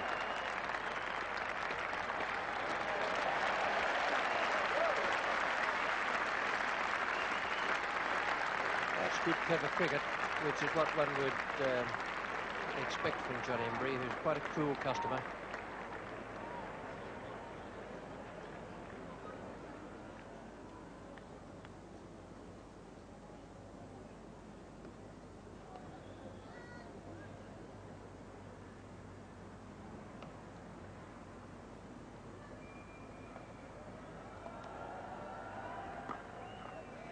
There's the 8th Test match 100 for Mike Gatting. Beautifully stroked away on the offside. Nice way to bring it up. with a delightful covered ribbon boundary. His first century against Pakistan, and the third time he's reached three figures on this Edgbaston ground.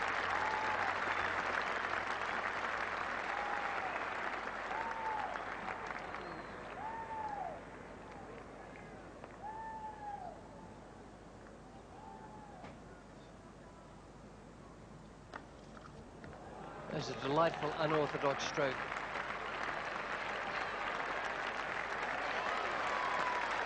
That's what really drives the ball around the twist. And another pat for John Emburey. Well deserved too. It's brought up his half century. Fine effort. And John Emburey has been the heavier scorer in the last hour, above his captain Mike Gatting, who seems to have really become becalmed. Again, no trouble at all for John Emburey, just perfectly still. Short back lift, over mid-on, no trouble. Thank you very much. 4 runs.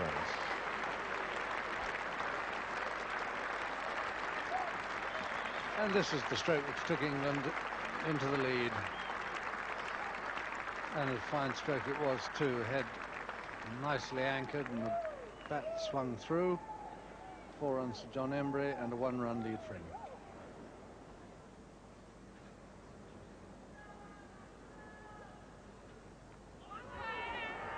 Well, there's a shout there, but I think that ball just brushed John Emburey's pads and went straight over the top of the sticks.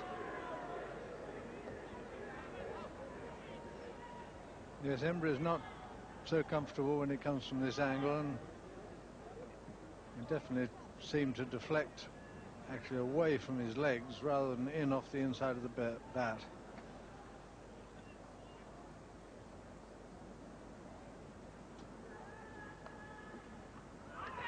And there's a shout again, and this time the umpires ruled in favour of the bowler.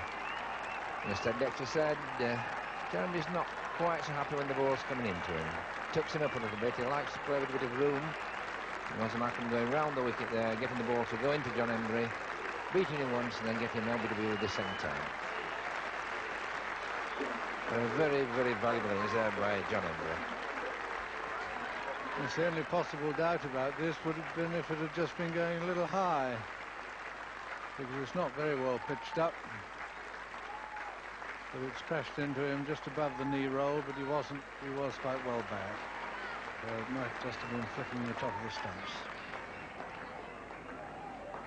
Imran is opening the bowling, so he must have 1 or 2 worry beads jangling around out there. But he's coming off his short run. It's as though he's just going to bowl medium pace seamers a la Madassa. Yeah, there's a beautifully placed stroke. Gatting has been severe on anything he can flat that away on the offside.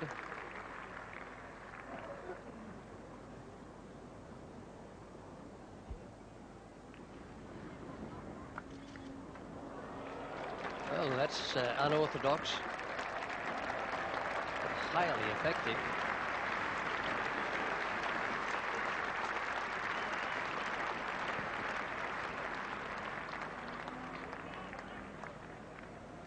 Ball always going down the leg side. Foster prepared to look to pick it up. I think he was trying to hit it straighter than where it finished.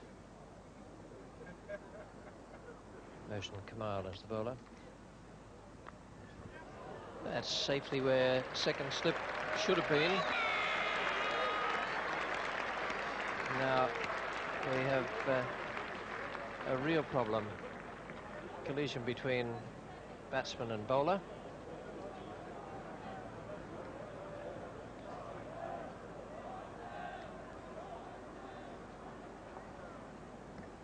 Well, he seems to be okay now. 484 for 7. Foster has gone on to 20.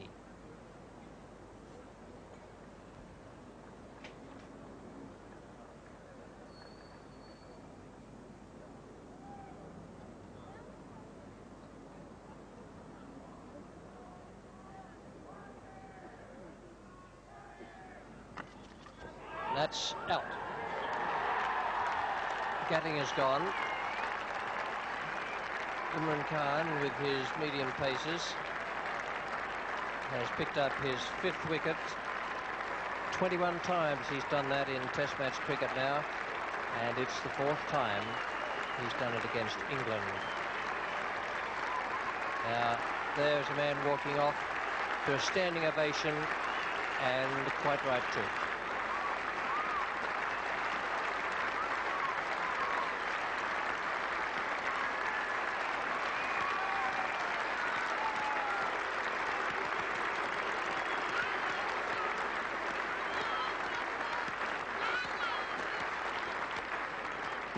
Rather disappointing end to what has been a very important innings for his side and his country, playing the ball away on the onside and a leading edge to the safe hands of Wasim Akram.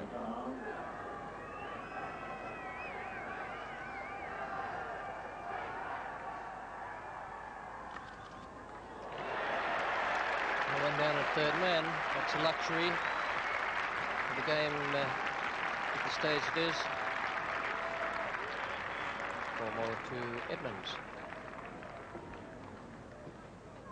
An unusual full toss wide of the off stump, sliced away by Edmonds with the open face of the bat through the empty 3rd man area.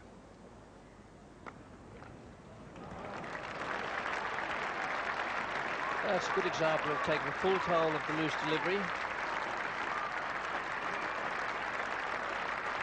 And up comes the 500. Now that is a good performance. A lovely swing of the bat. The front leg didn't go very near the ball. It was a lovely cover drive.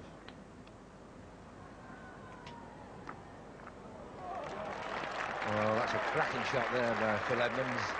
A little bit of width from Mohsin Kamal, and he just launched himself into it, and no need to move. 4 runs to the square on the offside.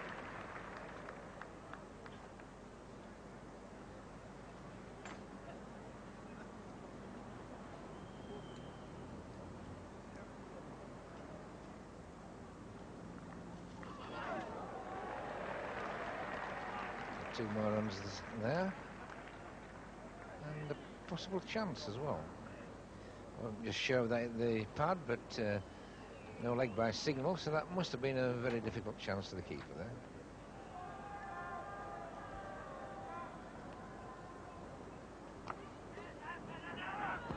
Problems here, and he's given him out. Well, it may have been running for both gone. It's been tight, but that's a terrible way to get out. But a nice piece of fielding there. As the case is, when a man's out, they usually might show it one stump. Ijaz was the fielder. Well, yes, Phil Evans did start off. He got Foster at it. So that was a bit unkind. Mr. Edmonds will have to buy him a drink this evening. He pushed it and he set off and committed Foster. Ijaz has got it and a fine throw. Graham Dillon is no mug. He's made 50s in Test cricket and can be quite a useful player.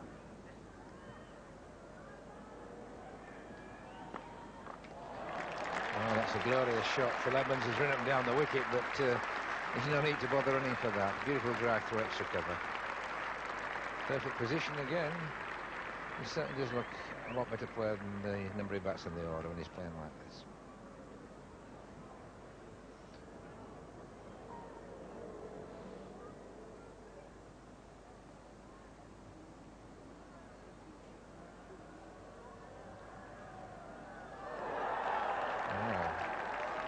I think Graham Dill's a little late in putting up there. It certainly seemed to go back into it a little bit. Been going all in swingers, away swingers to Graham Dilley, and really did him completely on line then. And it was a nice way for Imran Khan to finish. A very good performance, though, from England today. 273 for 5 they started at. Gatting 124. Both of them out fairly quickly this morning for 37, but he played some lovely shots before he was caught and bowled by Wasim Akram. And then that splendid century partnership between the skipper and John Emburey. Emburey making 58. Foster 29 and Edmonds not out 24. Now that's the way batsmen should bat when the team's having a few problems. They worked hard, they grafted their way, and they still scored at round about 50 runs per 100 balls. The bowling figures dominated by the two pacemen. There was that one run out, and the other 9 wickets were taken by Imran Khan, 6 for 129. That's 21 times. He's taken 5 wickets in a test match innings. He also has 5 lots of 10. He bowled 41 overs, and Wasim Akram bowled 43. He's only a young bowler, and he has plenty ahead of him, but it was a good performance to take 3 for 83. Abdul Qadir Madassar and Mohsin Kamal failed to take a wicket. So England 82 runs ahead when Pakistan came out to bat in their second innings. Now here's a little vignette of just what frustrations can come the way of a bowler, what problems there can be for a fielding captain, and how a batsman can get himself out of trouble. Shoaib Mohammad had plenty of problems against Graham Dilley early on. Tim Robinson was the man who might well have taken this catch. Shoaib Mohammad hit it firmly enough. Robinson couldn't cling onto it, and that was a possible chance down the drain for England. Would have been very nice for them to pick up one there. Then Dilley again to Shoaib Mohammad, and if there'd been a 4th slip, or if the 3 slips present had pushed themselves a bit wider, Shoaib may have been gone again. Then came the frustration from Dilley. He dropped one short at Shoaib Mohammad, and he hooked it like a bullet just in front of square leg, and the bowler gave it a sparing glance. By the close of play, those 2 Pakistan batsmen, Madassar Nazar and Shoaib Mohammad, particularly the latter, had seen them through to 38 for no wicket. Plenty of batting to come, and the pitch is still very, very easy. England needed to break through, but they were unable to do so with those 3 bowlers, Foster, Dilley and Emburey. There's a little bit of turn there for Emburey, but not a great deal. So going into the 5th day of this Cornhill Test, Pakistan are 44 runs behind. They have all their wickets intact. Well, although there's going to be no result in this match, I think we can take that for granted unless there's a real miracle tomorrow. There's quite a bit of cloud cover. Result in this match, I think we can take that for granted unless there's a real miracle tomorrow. I rather enjoyed today's play. I thought there was a lot of fighting cricket from England. I thought Gatting played well. He forced the Pakistan bowlers back. There was a great contest between Imran Khan and the England batsmen, and England scored at round about 50 runs per 100 balls. You can't ask for much more than that in Test cricket. Gatting, for me, was the man of the day. That for granted unless there's a real miracle tomorrow. I rather enjoyed today's play. I thought there was a lot of fighting cricket from England. I thought Gatting played well. He forced the Pakistan bowlers back. There was a great contest between Imran Khan and the England batsmen, and England scored at round about 50 runs per 100 balls. You can't ask for much more than that in Test cricket. Gatting, for me, was the man of the day. He fought back so well, and he led his side past the Pakistan first innings, which at one point looked to be an insurmountable target. The final day. Well, so often in Test match cricket, the final day can be rather a boring anticlimax to all that's gone before. There's been some very good cricket in this match so far. To turn today into a day of excitement, it would require a vivid imagination and perhaps a batting collapse and 1 or 2 other things as well. Let's have a look at the way everything started this morning. Pakistan were 38 for no wicket, Madassar Nazar 6, and the man who scored heavily yesterday, sometimes from the middle of the bat, sometimes from the outside edge, was Shoaib Mohammad, who made 32. The bowling figures for England at that stage, Foster, Dilley and Emburey the only ones used, and the position of the match before a ball was bowled on this final day, Pakistan were 44 runs behind. Now, to England's advantage this morning, there was quite a bit of cloud cover, heavy at times, for granted unless there's a real miracle tomorrow. Quite a bit of cloud cover, heavy at times, and it looked as though the ball might swing and move a little bit off the seam. In fact, it was a fairly quiet morning. Madassar Nazar was the only wicket to fall for Pakistan, and Dilley got a good one through him. But that apart, the batsmen prospered, and they moved along quietly to 79 for 1 at the luncheon interval. And the bowling figures, well, the England bowlers at this stage were dominated by Foster. I thought he bowled beautifully for his 14 overs for 28. Botham, 4 overs, 1 maiden, none for 9, wasn't moving too freely at that stage, and if England were to make a really good go at it after lunch, then Botham would need to come steaming in. The match situation, Pakistan at lunch on the final day were 3 runs behind. We join play after lunch in the 3rd over. Just 1 run has been added, and Foster is the bowler coming in to bowl to Mansour Akhtar. Got to be out. Absolutely plumb. And the fact that Mansour Akhtar took so long to look at the umpire was just through sheer terror. See the finger upraised. Well, Foster's been working for this. He's had plenty of shouts, but he's thoroughly deserved this wicket. The ball has really nipped through, perhaps stayed a little bit low. He's almost the last to appeal. All the slips have gone up a long time ago.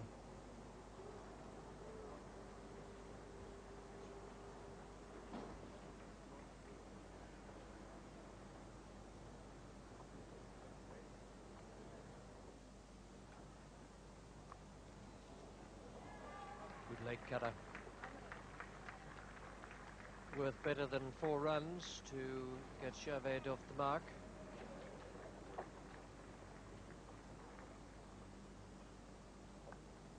Splendid bowling.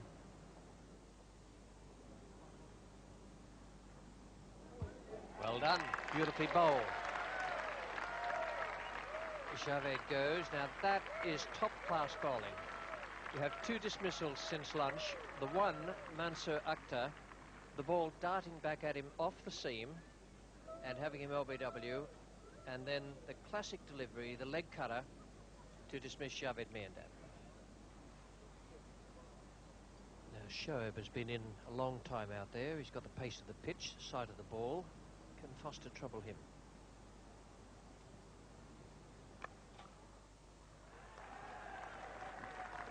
A half century for Shoaib Mohammed, and that'll be very welcome for him. He's made runs in various matches on tour. Ian Botham, City End.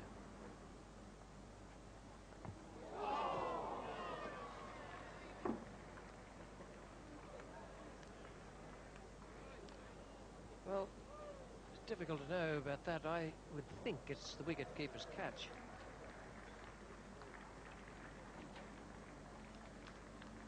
So England really on the attack, and Ian Botham running in. Oh, different class from what he was before. He's running in, and he leans back and getting some whip into his bowling.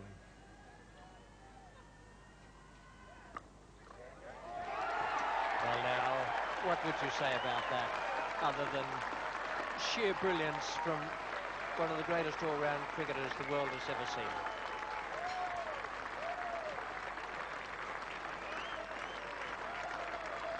Salim Malik.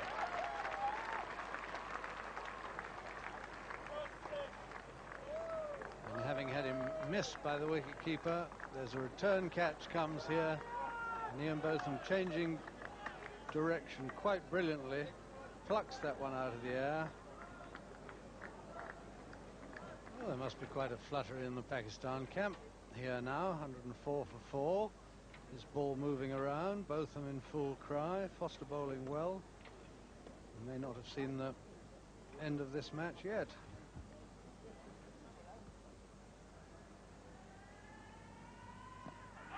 Oh, that's out. That is absolutely plumb. What have we got here? Suddenly fired down. Oh, Ted, we said in just before the first ball was bowled this afternoon that we wanted some excitement. That was going to hit the middle stump about 12, 14 inches up.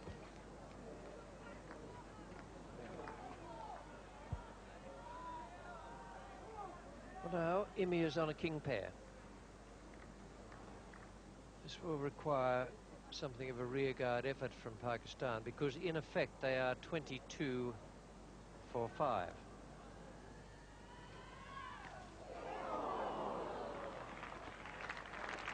Well bowled. Very well bowled indeed.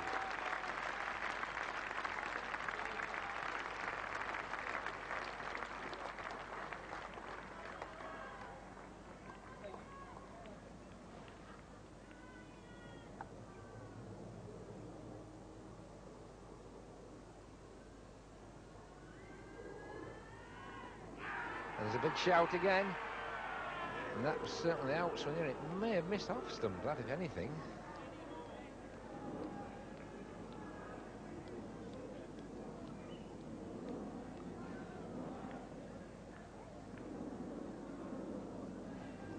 The ball's pitched just about on the middle and off stumps. And that has to be described as very, very close.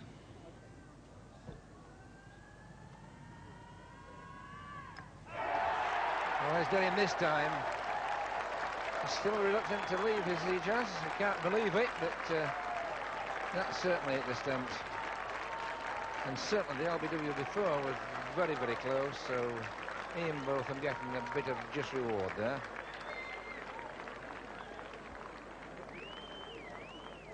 And there it hits the leg stump and hits it hard. Very hard. He's obviously pent up. There's a lot of adrenaline running through him. Pakistan wicketkeeper now, Salim Yusuf to the wicket. And there's another shout there, and that's pretty straight again. There's electric out there at the moment. The very situation of the game warrants a lot of appealing, as you can imagine. But Yusuf getting forward there, no doubt perhaps the benefit of it going his way is having fractionally got outside the off stump.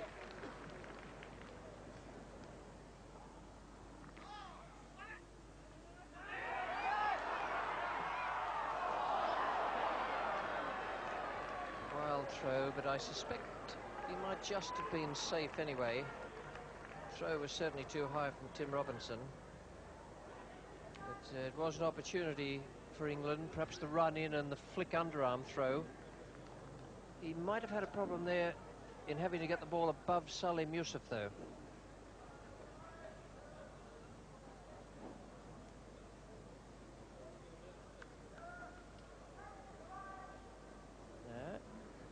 He would have been gone.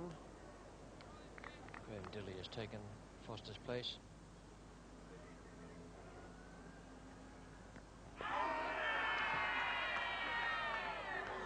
Just outside off stump. Not by much. Not by much at all. Imran must have got his hard jump a bit there, I would think. 68 runs ahead, Pakistan. Here's Edmonds. Gadding's got him. Edmonds has flighted that one up outside off stump. It's right on the death of tea time. The agony on Salim Yusuf's face is quite justified. Edmonds sucked him in there, flighted it.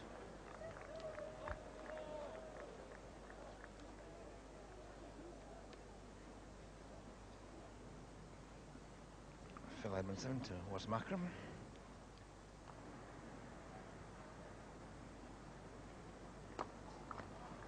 Oh, that's a fine stroke. Phil Edmonds tried to fly it that a little bit wider, trying to find that rough. But Wasim Akram there, beautiful shot through extra cover.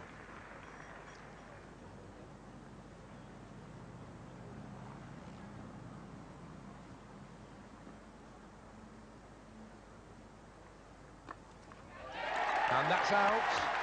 Graham Dilley's got the breakthrough again. Wasim Akram pushing forward, and the ball going straight to Phil Edmonds in the gully.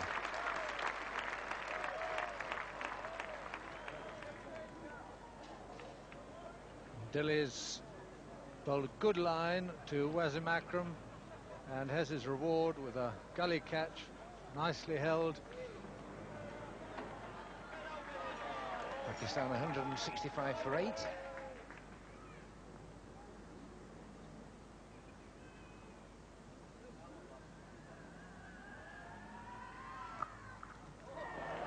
Squared him through again. That's between 5 of them this time. A long chase there for Athill and Robinson. Robinson just won the chase. And they've taken 3 this time. So that just takes the lead up to 100 now.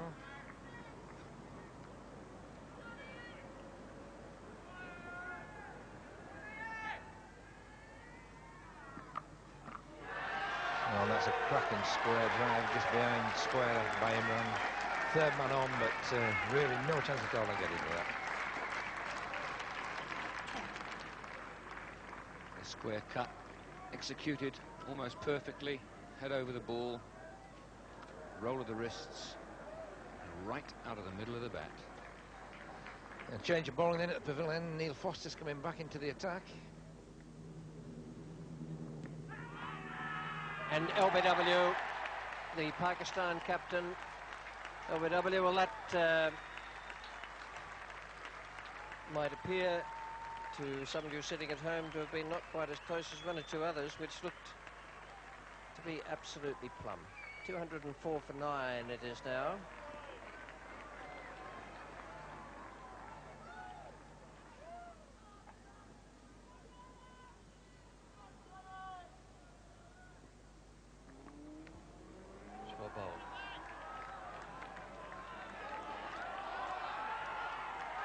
Oh, what a beautiful piece of fielding by Foster, who's had a great day. Tremendous effort. Abdul Qadir was always going to struggle. He was trying to keep Mohsin Kamal away from the strike. That is a great performance from Foster, who out there today has bowled 27 overs, and he came round, gathered that in and threw it in like a rocket perfectly over the top of the bails. A great effort by England to dismiss Pakistan for that 205. The bowlers worked very hard. Botham, having looked a bit tight early on, came racing in from the city end and bowled really well, but the honours very much to Foster and to Imran Khan, who held the batting together. Later on it threatened to fall apart.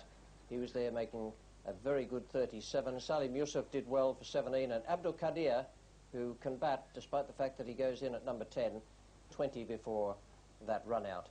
The bowling figures for England accurately reflect what happened out there today. Foster 27 overs, 7 maidens, 4 for 59, and Botham 20.3 overs, 3 maidens, 2 for 66, 2 wickets to Dilley and 1 to Phil Edmonds. With the dismissal of the Pakistan side, England needed 124 to win. They had 18 overs in which to do it. The run rate 6.88 runs per over. We pick it up now in the 2nd over. 5 runs on the board, no wickets down, and Wasim Akram is coming in to bowl to Chris Broad. But that's a fine stroke. Off the back foot, through extra cover and 4 runs.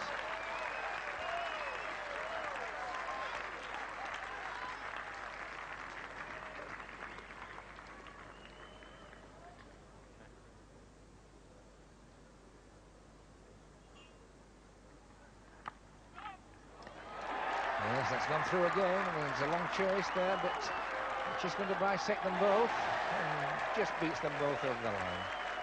A fine stroke there by Chris Broad off the back foot, just behind square on the offside. Nicely timed.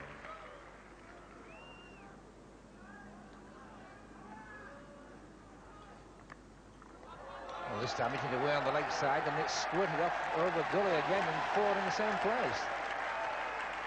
Different type of shot, but the result was the same.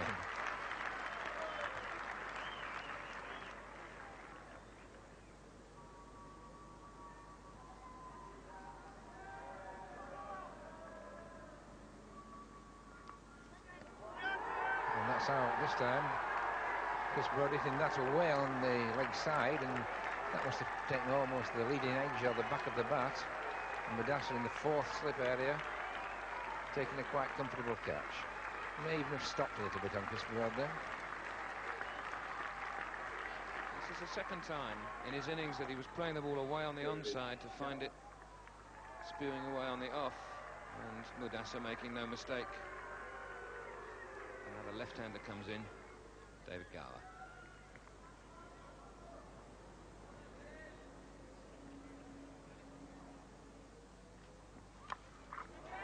And that's another wicket. Wasamakum trying the bounce, and Tim Robinson going for the pull shot, not quite getting over it, and just lobbing a gentle catch to mid-on.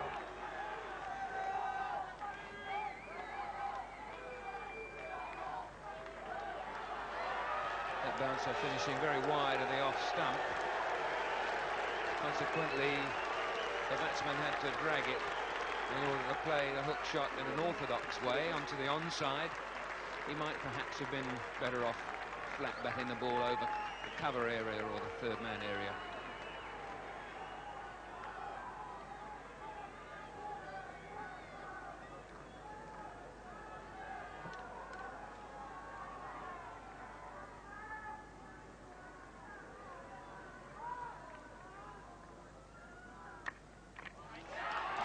And that's through this time. Not before runs to Ian Botham through the covers. It's on the up a little bit. And 10 runs coming off the over, and also that's 50 up for England.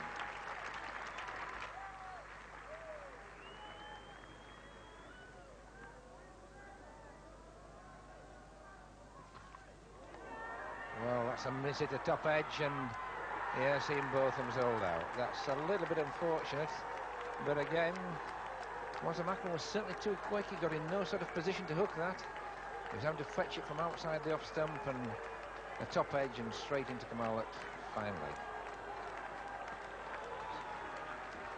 Pakistan almost having made up their mind they weren't going to bowl anything else at Botham but bouncers. That getting too wide of the off stump. I don't quite know how he got it round there, but a good catch.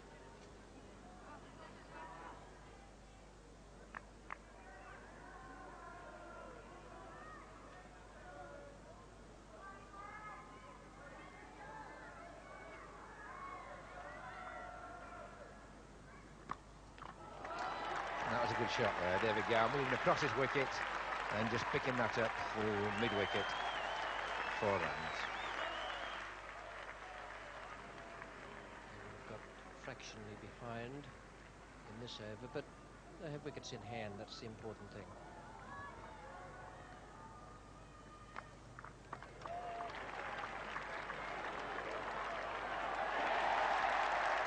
Could you imagine better placement than that? 2 men down on the boundary, each racing towards it, and each short by something like a yard. Beautiful square cut, Mike Gatting's favourite shot perhaps, certainly one of his best, and that was beautiful placement.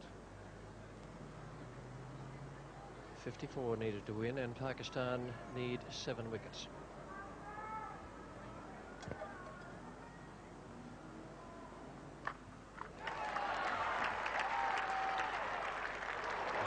Great fielding out there.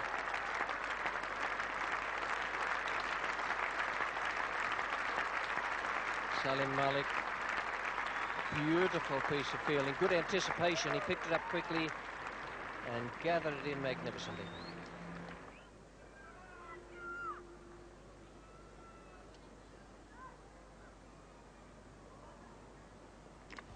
Bowled in with a good delivery coming in from outside off stump. Well bowled by Imran Khan. Ball of full length. Now we're getting into an interesting situation. 51 needed for England to win, and 6 wickets for Pakistan. Run out chance, left-hander, and he's run him out. A beautiful throw by Ijaz Ahmed. Gatting gone. Now Pakistan in with a real chance. 30-plus balls in which to remove these remaining players. Now, it was Bill Athey who started the problem. by starting to come, and the second was that Ijaz is left-handed and makes a magnificent return, hitting the top of the middle. John Embury comes out.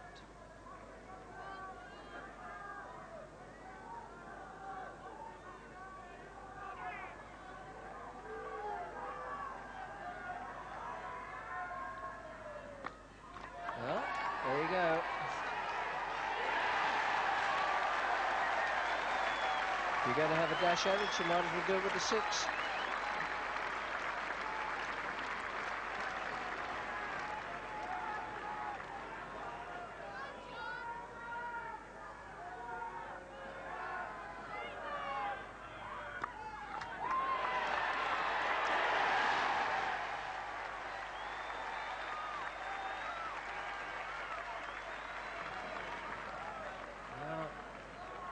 Pakistan need another wicket.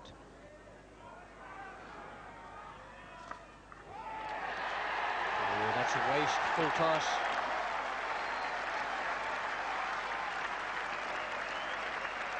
Well, we'll see what pressure is like now on young players.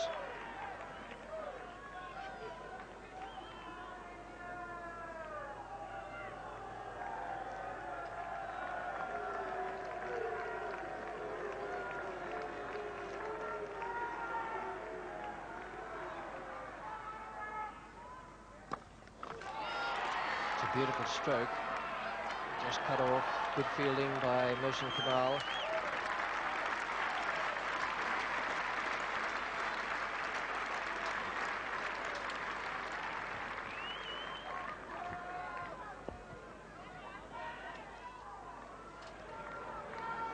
Javed setting the offside, and Imran the leg side. Wasim Akram to bowl the last over. Athi to take strike.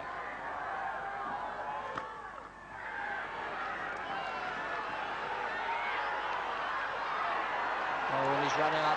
Embury has run out. Yes, good fielding. Good fielding. Mansur Akhtar came in very, very quickly there, gathered in and had it back, not quite over the stumps to Salim Yusuf. But the 6th wicket goes down in this final over. Phil Edmonds, who's a fine timer of the ball, if he gets a chance, he'll have a go at it.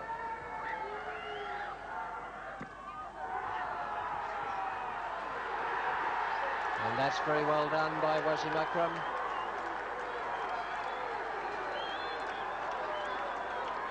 Edmonds run out. Quick work by the bowler, getting down there. Edmonds looking for the single. Wasim Akram quick to come in and break the stumps with an underarm throw. After Edmonds' dismissal, there was one more ball bowled, and then Imran Khan and Mike Gatting decided to call it a day because Pakistan needed to take 3 wickets from the remaining 2 balls, and England had to score 15 runs, an impossibility for either side. Athi remained 14 not out, and French won. The bowling figures for Pakistan, just the 2 bowlers used, and you can bet your life young Wasim Akram will have grown up a lot today by way of experience. 8.4 overs, no maiden, 2 for 42. That was a terrific effort from him. He kept his runs down to just on 5 per over. Imran Khan, 9 overs, no maiden, 2 for 61. They did a great job. That is what happened in the match. It was a fluctuating game all the way through. Pakistan were in trouble at one stage, and then excellent partnerships towards the end got them up to 439. England, a great fight-back performance, 521, and then terrific bowling from England today.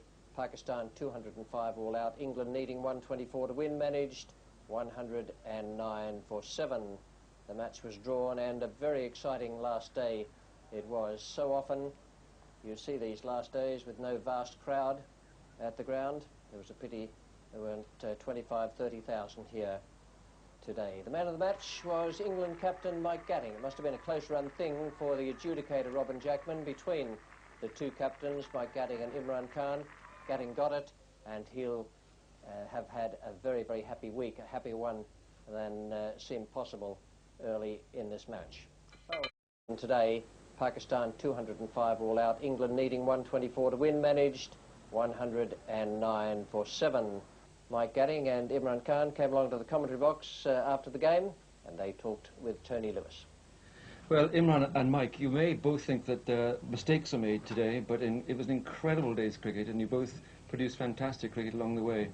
Imran, did you think you sort of buried yourself at one stage? Yeah, there was a time in the afternoon when I thought there was no way we were going to get out of the mess. And even when we went out to field, I thought England were going to win it, because it's so difficult to set a field.